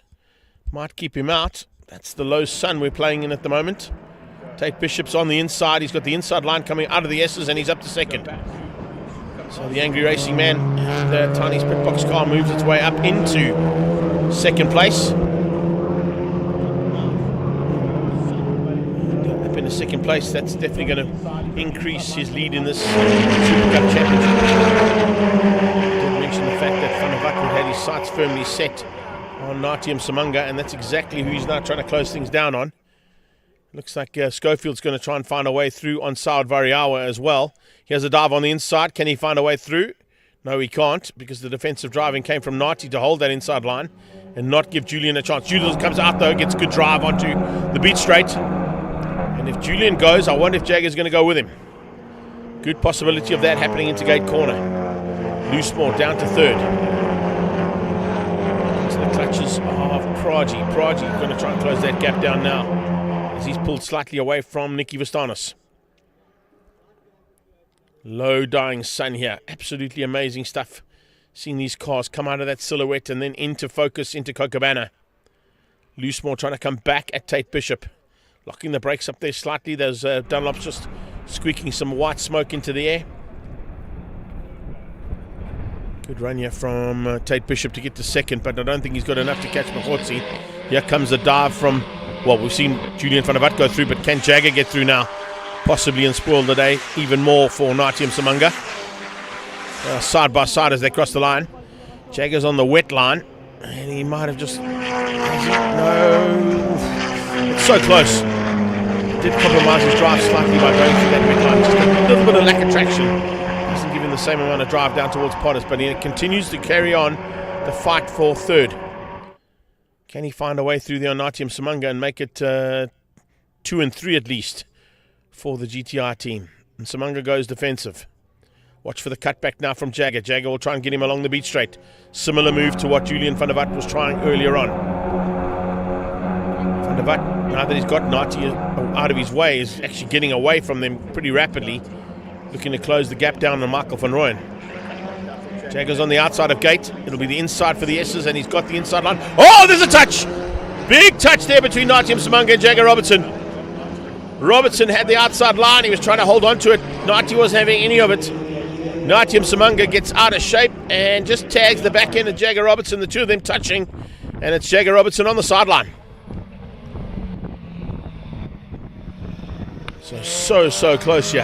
Absolutely brilliant stuff from our touring cars, but it's been a bit of a race of attrition and some serious maneuvering happening as we're getting into the last lap. 5 done and 1 to go. Top 2 I think are going to stay the same. There's not going to be any change there. Michael van Rooyen, as I said, is a dangerous man in an inverted grid, and race 2 is going to be his. Julian van der Vat in second. Great drive from Andrew Schofield, staying out of harm's way, up into 3rd place now, and Saad Variawa into the top 5 in 4th. Simunga is hanging on to 5th place, and it looks like Jagger Robertson is back on track, but he won't be happy about that. He gave Nati some room into gate corner. Nati gave him absolutely very little room to play with into the S's, and there was a tag between the two of them going into where we're about to head again. Bigger gaps though between the cars, and I don't think we're going to see as much action there between them, but Julian van der Vat has not given up. He was exceptionally late into gate corner, and now through the S's tries to close that gap down on Michael van Rooyen. It's arguably one of Michael van Rooyen's most favourite circuits. And he heads up to the top of the hill looking for another victory here. This time it'll be for Toyota Gazoo Racing in the 2025 version of the South African Touring Car Championship and SupaCup combined. Late dive from Jules, but I think Michael had that covered. It's going to be a run to the line, and Michael van Rooyen is going to get the victory. So Van Rooyen comes through for race 2 win, beating Julian van der Vat to the line. Van der Vat will probably take the overall victory for the day though, with his 1st place in race 1 and 2nd place in race 2. Andrew Schofield, what a drive there from Captain Andrew Schofield, taking the victory in terms of the BMW battle and 3rd place overall. There's some pressure coming from Loosemore in the closing stages. He's not giving up here on Tate Bishop for 2nd. Bishop goes push to pass, so does Loosemore. As they head up the hill, there's probably their last push-to-pass mechanism. Maybe they got one more for the squirt to the line, but Machotzi's not going to be bettered. Jonathan Machotzi coming to the final corner at Beacon. Big margin between him and 2nd place, and he goes push-to-pass as he comes across the line as well. There is one more there for Tate Bishop to use to take him to 2nd. So John Machotzi comes through for the win. Tate Bishop will come through for the Angry Racing team for 2nd, and Loosemore for 3rd. Dylan Pragi in 4th place will probably still wrap up 3rd overall for the day, with Loosemore not finishing that high up in race 2. Good effort there from Darby van der Merwe as well in the lone starlet amongst the SupaCup competitors for GR Racing. So the GR Racing team will be happy with that. Gazoo Racing taking a nice little maneuver there from their man, and Darby van der Merwe will finish up down in 7th place behind Cara Hill. Van Rooyen wins out though. So it's Michael van Rooyen, as always, on the front row on an inverted grid. He is one of the most difficult men to beat. And pity we didn't have Keegan Campos back on track, but I'm sure he will be looking forward to getting back on circuit as soon as possible. And of course, at the next round down in Cape Town, we'll look to come and make a comeback, at least to fight for the championship with 2 more rounds to go. We got one more race to come your way here today. It's the Astron Energy Polo Cup. It'll be another 6-lapper. In a few moments' time, we'll be back with race action.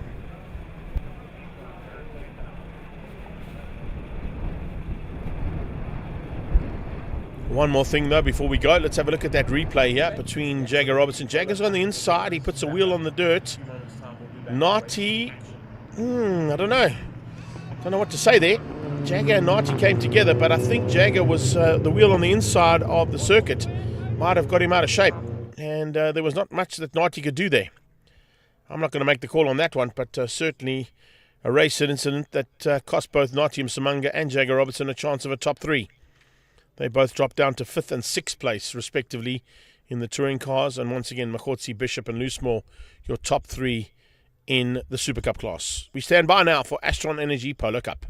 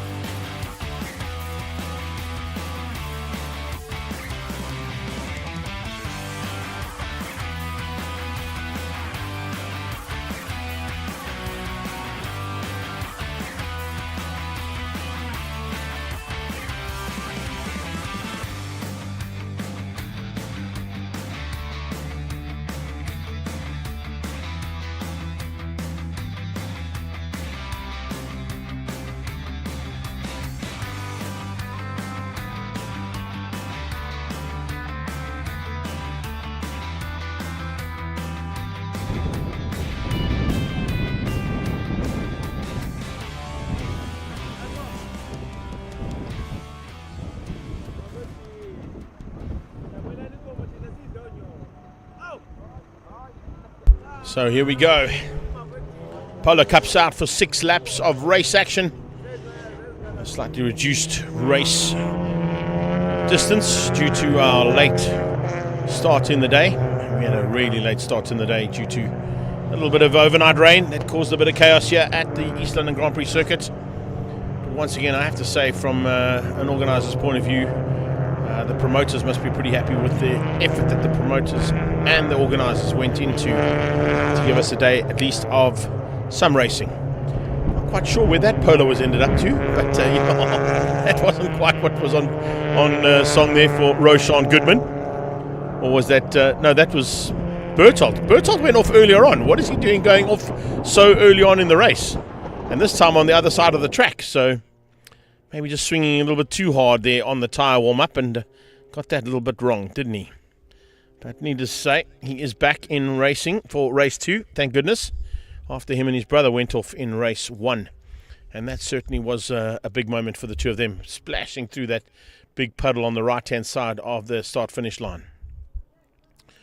Pierluigi Mussolini had quite a good battle at the back of the pack, fighting with Milan and Nirov, and Bevan Masters in there too. That man leads the championship, but it's coming down slightly in terms of points, because there are a couple of contenders that are getting a little closer to his championship lead. Brad Liebenberg is not involved in the championship, but of course took the race 1 victory relatively easily in the end, although he was pressurised by Mo Karodia in the closing stages. Roshan Goodman will be looking to turn his luck around here, hopefully in race 2, as will that young lady, Tyler Robinson. She celebrated her 17th birthday yesterday, so definitely wants to go a little bit higher up in the standings. I'll bring him to the line now for the start of race 2.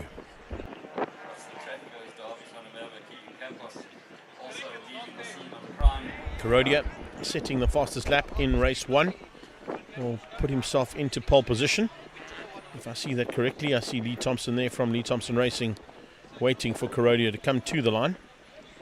Ethan Kutsia was 3rd quickest, or 4th quickest, so he'll line up there in the 4 spot, also out of Lee Thompson Racing. Brad Liebenberg only got the 2nd fastest lap, so he goes to 2nd. So Mo with the inside line might just have the advantage there to win the dice to Potters. Quick double check of the tyre pressures there from Lee, realising that the track temperature has dropped pretty dramatically. The wind here is still pumping, and of course with that it's also dropped the ambient temperature. I see Ray from Motorsport Fanatics there doing a little bit of a gym session, maybe a bit of stretching and calisthenics. It's been a long day for our media team. Our cameramen, of course, have been out there all day long in the trying conditions, bringing us all the race action.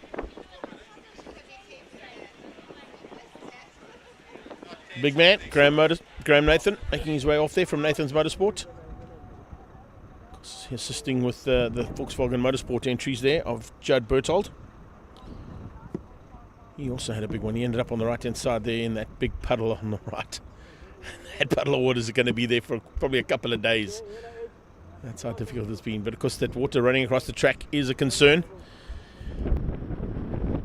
We are going to go racing with it, and we did have a big moment in race 1. Hopefully it'll be a clean start for race 2. See Nadu moving into place as well. Pierluigi Mussolini moving up 1 position to give himself a gap between him and the Masters in the background. Smallberger on the inside, Mike Barbaglia on the outside, and then the last car, number 8 at the back. No, looking left and right there, just watching to see if the grid gets cleared. And when that COC said please clear the grid, they're going to dive over the wall so we can go racing for the last time today here at the East London Grand Prix circuit.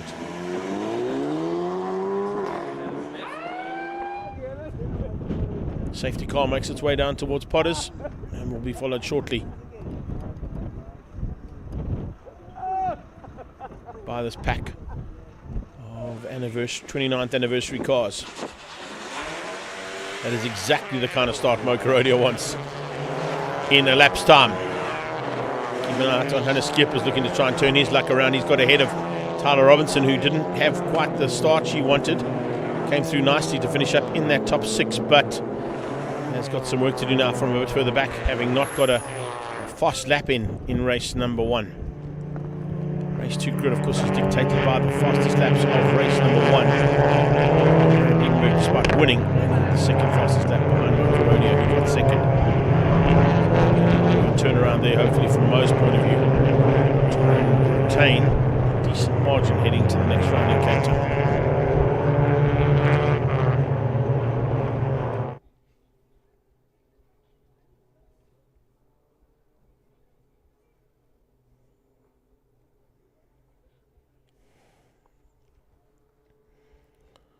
It's quite a long gap between those two races.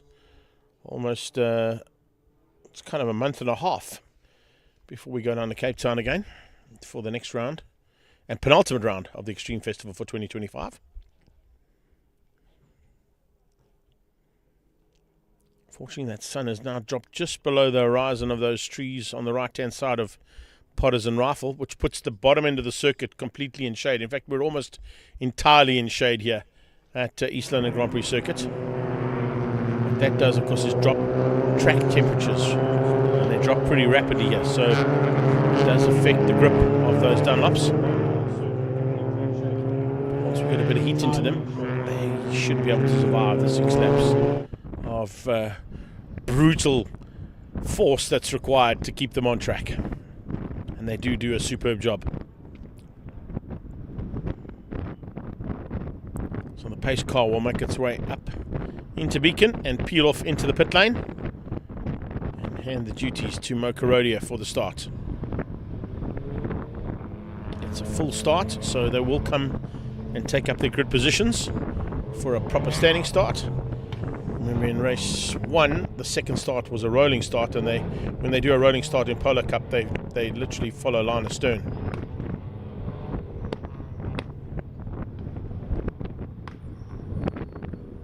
Let's see if Shin Rajpal can possibly turn his luck around as well. He had a bit of a nightmare in that first one. And had to come right from the back of the pack, and eventually ended up being brought back into pit lane on a flatbed because it all went horribly wrong. And he didn't quite get out there for that first heat. He's been able to fix the car. Great effort there from Dion and the Works Motorsport team. His teammate, the DDS Dainfern Dental Services car of Hannes Skeppers, sits there at the moment in 6th place on track. Just turned his headlights off. Last car's moving into place. Looks like we're good to go. Just waiting for those masters to take up their positions. And then our COC will get us underway. Eric Schultz doing an incredible job here as well as part of the team that worked frantically to get things all started and ready to go. Good to go for the final race of today, race number 2 in the Astron Energy Polo Cup. 5-second board. Lights will go on. When they go off, we go racing. And there we go. Exactly what Mokarodia wanted, but an even better start coming out of Brad Liebenberg. He also got a great start, so they're literally going to be side by side. Look at Judd Berthold in the background trying to find a way through there as Mokarodia gets outgunned by Ethan Kutsia.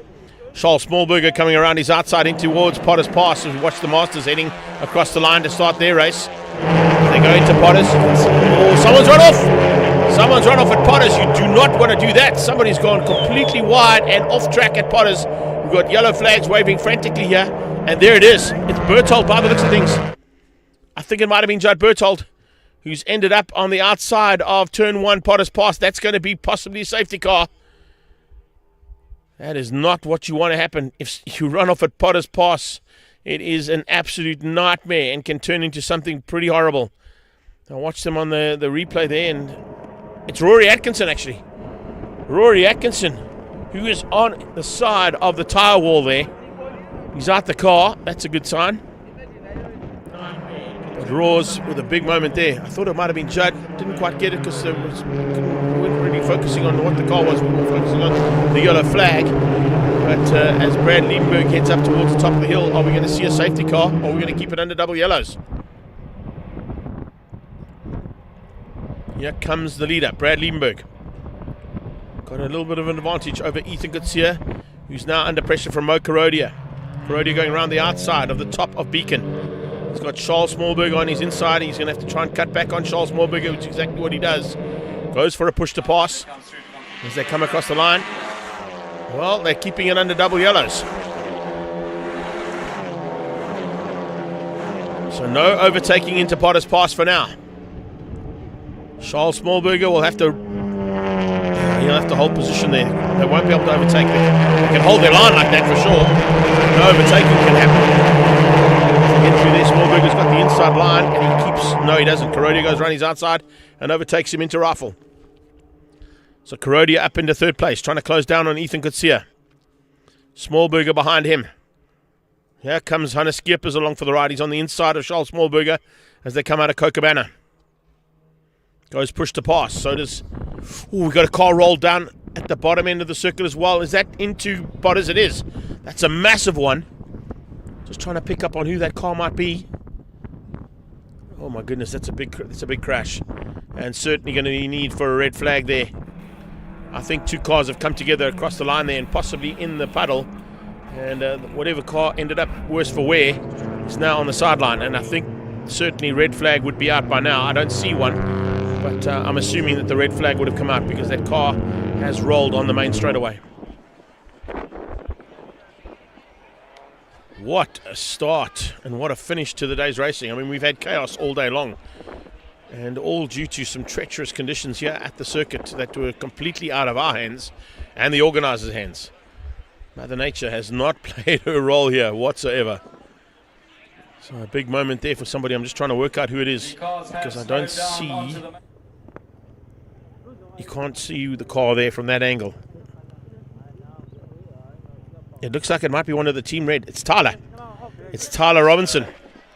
It's Tyler Robinson, the young lady who celebrated her 17th birthday yesterday, has rolled into Potter's Pass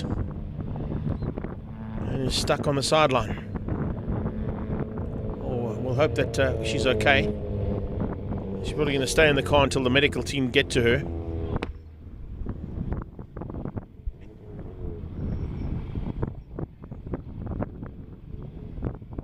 She's out the car.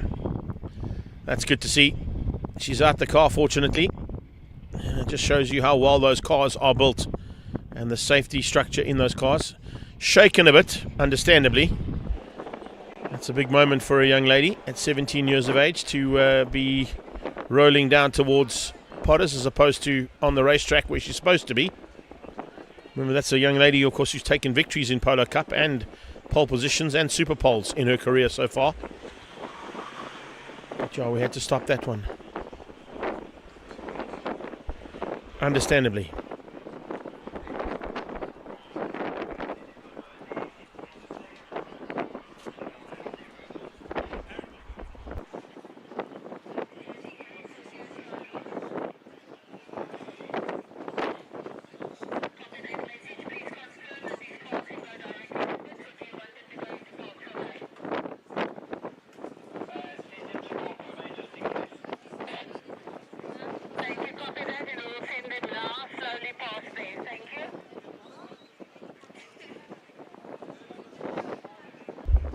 Brad's climbed out the car, having a quick chat there with Arlene. She's not the official COC for this one, but of course would be an assistant COC. I'm sure that Eric is down at the incident.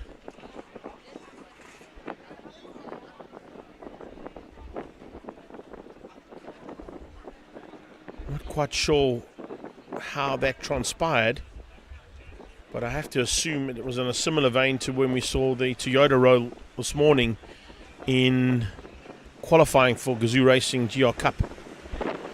If you hit that pedal on the outside and you just put a wheel wrong, it's going to send your car sideways and of course then rolling into the barriers. It looks like they're going to send these cars back into pit lane, and that might be the end of the day. Stand to be corrected, but that car's going to need quite a bit of assistance to get it out of the predicament it's in right there, and with that we may run out of light. That's the thing I'm most concerned about here. Tyler's okay. I saw her get out the car and she walked away, so that's good to know. But, as I said, that car, where it is right now, will take a while to recover. And I'm not quite sure if they're going to get this Polo Cup race done here for race 2. As I said, I stand to be corrected. We'll wait until we get official confirmation. but that's not good.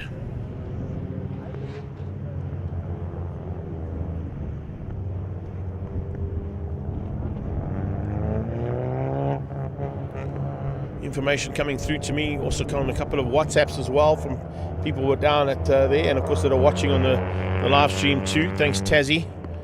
Tasman Pepper, of course, is her coach and mentor for the Team Red Racing. And well, Taz, first of all, congratulations on Tiago. But unfortunately, yeah, your protege there in a big moment. Sounds like it, or could possibly have been a spin out there, courtesy of Judd and her coming together, and were spun around and ended up in the tyre barrier and on the side of the car. So, of course, we don't have footage of it, so that's just information that's being passed around. But thank you for that, Taz. I hope you've enjoyed the We've had a bit of a tough one down here, but I'm sure that you're loving life back home with the newborn.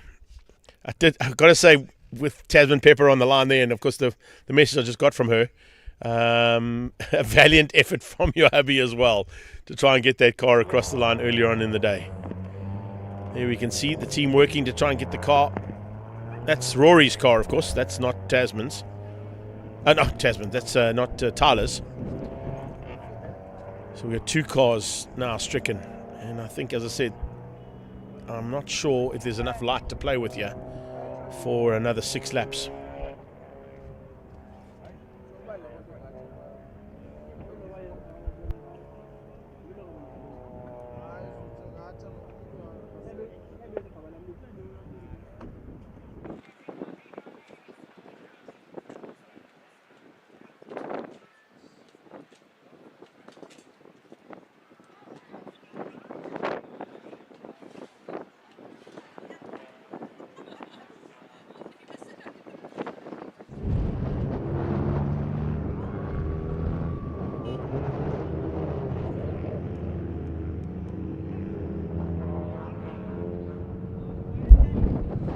So as you can see, cars just making their way around now, back up to the grid possibly, to resume their grid positions and hopefully be able to do this. And with that, getting information through my ears as well, unfortunately looks like they're going to call the day. Martin Van Zimmeren's team there helping us out with, of course, the recovery vehicles this weekend. Thank you to them. But with those two cars stricken in quite precarious positions, it's probably not a bad call there. So, as I said, we had Rory parked on the outside and on the tyre barrier after an incident in lap 1 where he went off and ended up in the tyre barrier after a welcome return to him earlier on in the day. He had a good first race, and after 10 years absenteeism, he was pretty happy with that result. But unfortunately, I don't think he's going to be too happy with the result of race 2. And the same thing there. Actually, there's a shot of that car in the background while we were watching the battle for second unfold there between Mo Karodia trying to find his way through there on East. You could see the two of them coming together through Potters. In the background, you could just see the cars touching and Tyler getting sent into the left-hand side of the track of the shot that we can see right now where that border towing flatbed is. So that is the end of the day's racing. Unfortunately, coming to probably not the way we'd like to finish up a day's racing with two cars stricken out there. Both drivers okay, that's the most important factor. The birthday girl not having a great birthday weekend, finishing up with a car on its side, and Rory Atkinson a little bit further down the road on the left hand side there in the exit point of Potters. But yeah, with that, I've heard in my ears that we are going to call the day's racing for today. I'm not quite sure they're going to sort that all out. That'll come, of course, from the organisers and promoters on what we do to get those points that we need done. Not quite sure they're going to do that. It's been a tough day. That is for sure. But thank you so much for everybody from around the world for watching all the race action that we did eventually get back onto the track with. And we certainly hope you've enjoyed the entertainment that was provided here from the Extreme Festival of Motorsport presented by Coca-Cola Beverages South Africa. Big thanks to our Two Wheels and Planet Margate team for all the action they've brought us. To Dave and Paul and Daryl from the controls, and of course all our cameramen out there. The marshals have done a phenomenal job. The organisers as well, putting in a valiant effort to give us a racetrack eventually after overnight rains looked like it might have soured things slightly. But they did do a great job to give us a track to go and play on, and we certainly provided lots of race action in the racing that did take place today. Unfortunately, we didn't have any Sunbed ZX in our Masters Cup, but they will be back in Cape Town. We're looking forward to that. And then, of course, don't forget, we come back here in the middle of August next month. We are back here on the 23rd of August for the Regional Extreme Festival here at the East London Grand Prix Circuit. And, of course, we'll be back here for the live stream action here too. So looking forward to that. Hopefully we'll have slightly better conditions and no rain to worry us and to spoil the day's racing. Nothing could be done, unfortunately. It was all out of our hands, and the effort that were put in gave us a little bit of time to play. But certainly a great, entertaining day's racing. Pretty frustrating for some of the teams, but that's how racing goes sometimes. From our side, Greg Maloney, the voice of choice. Take care then. Bye-bye now.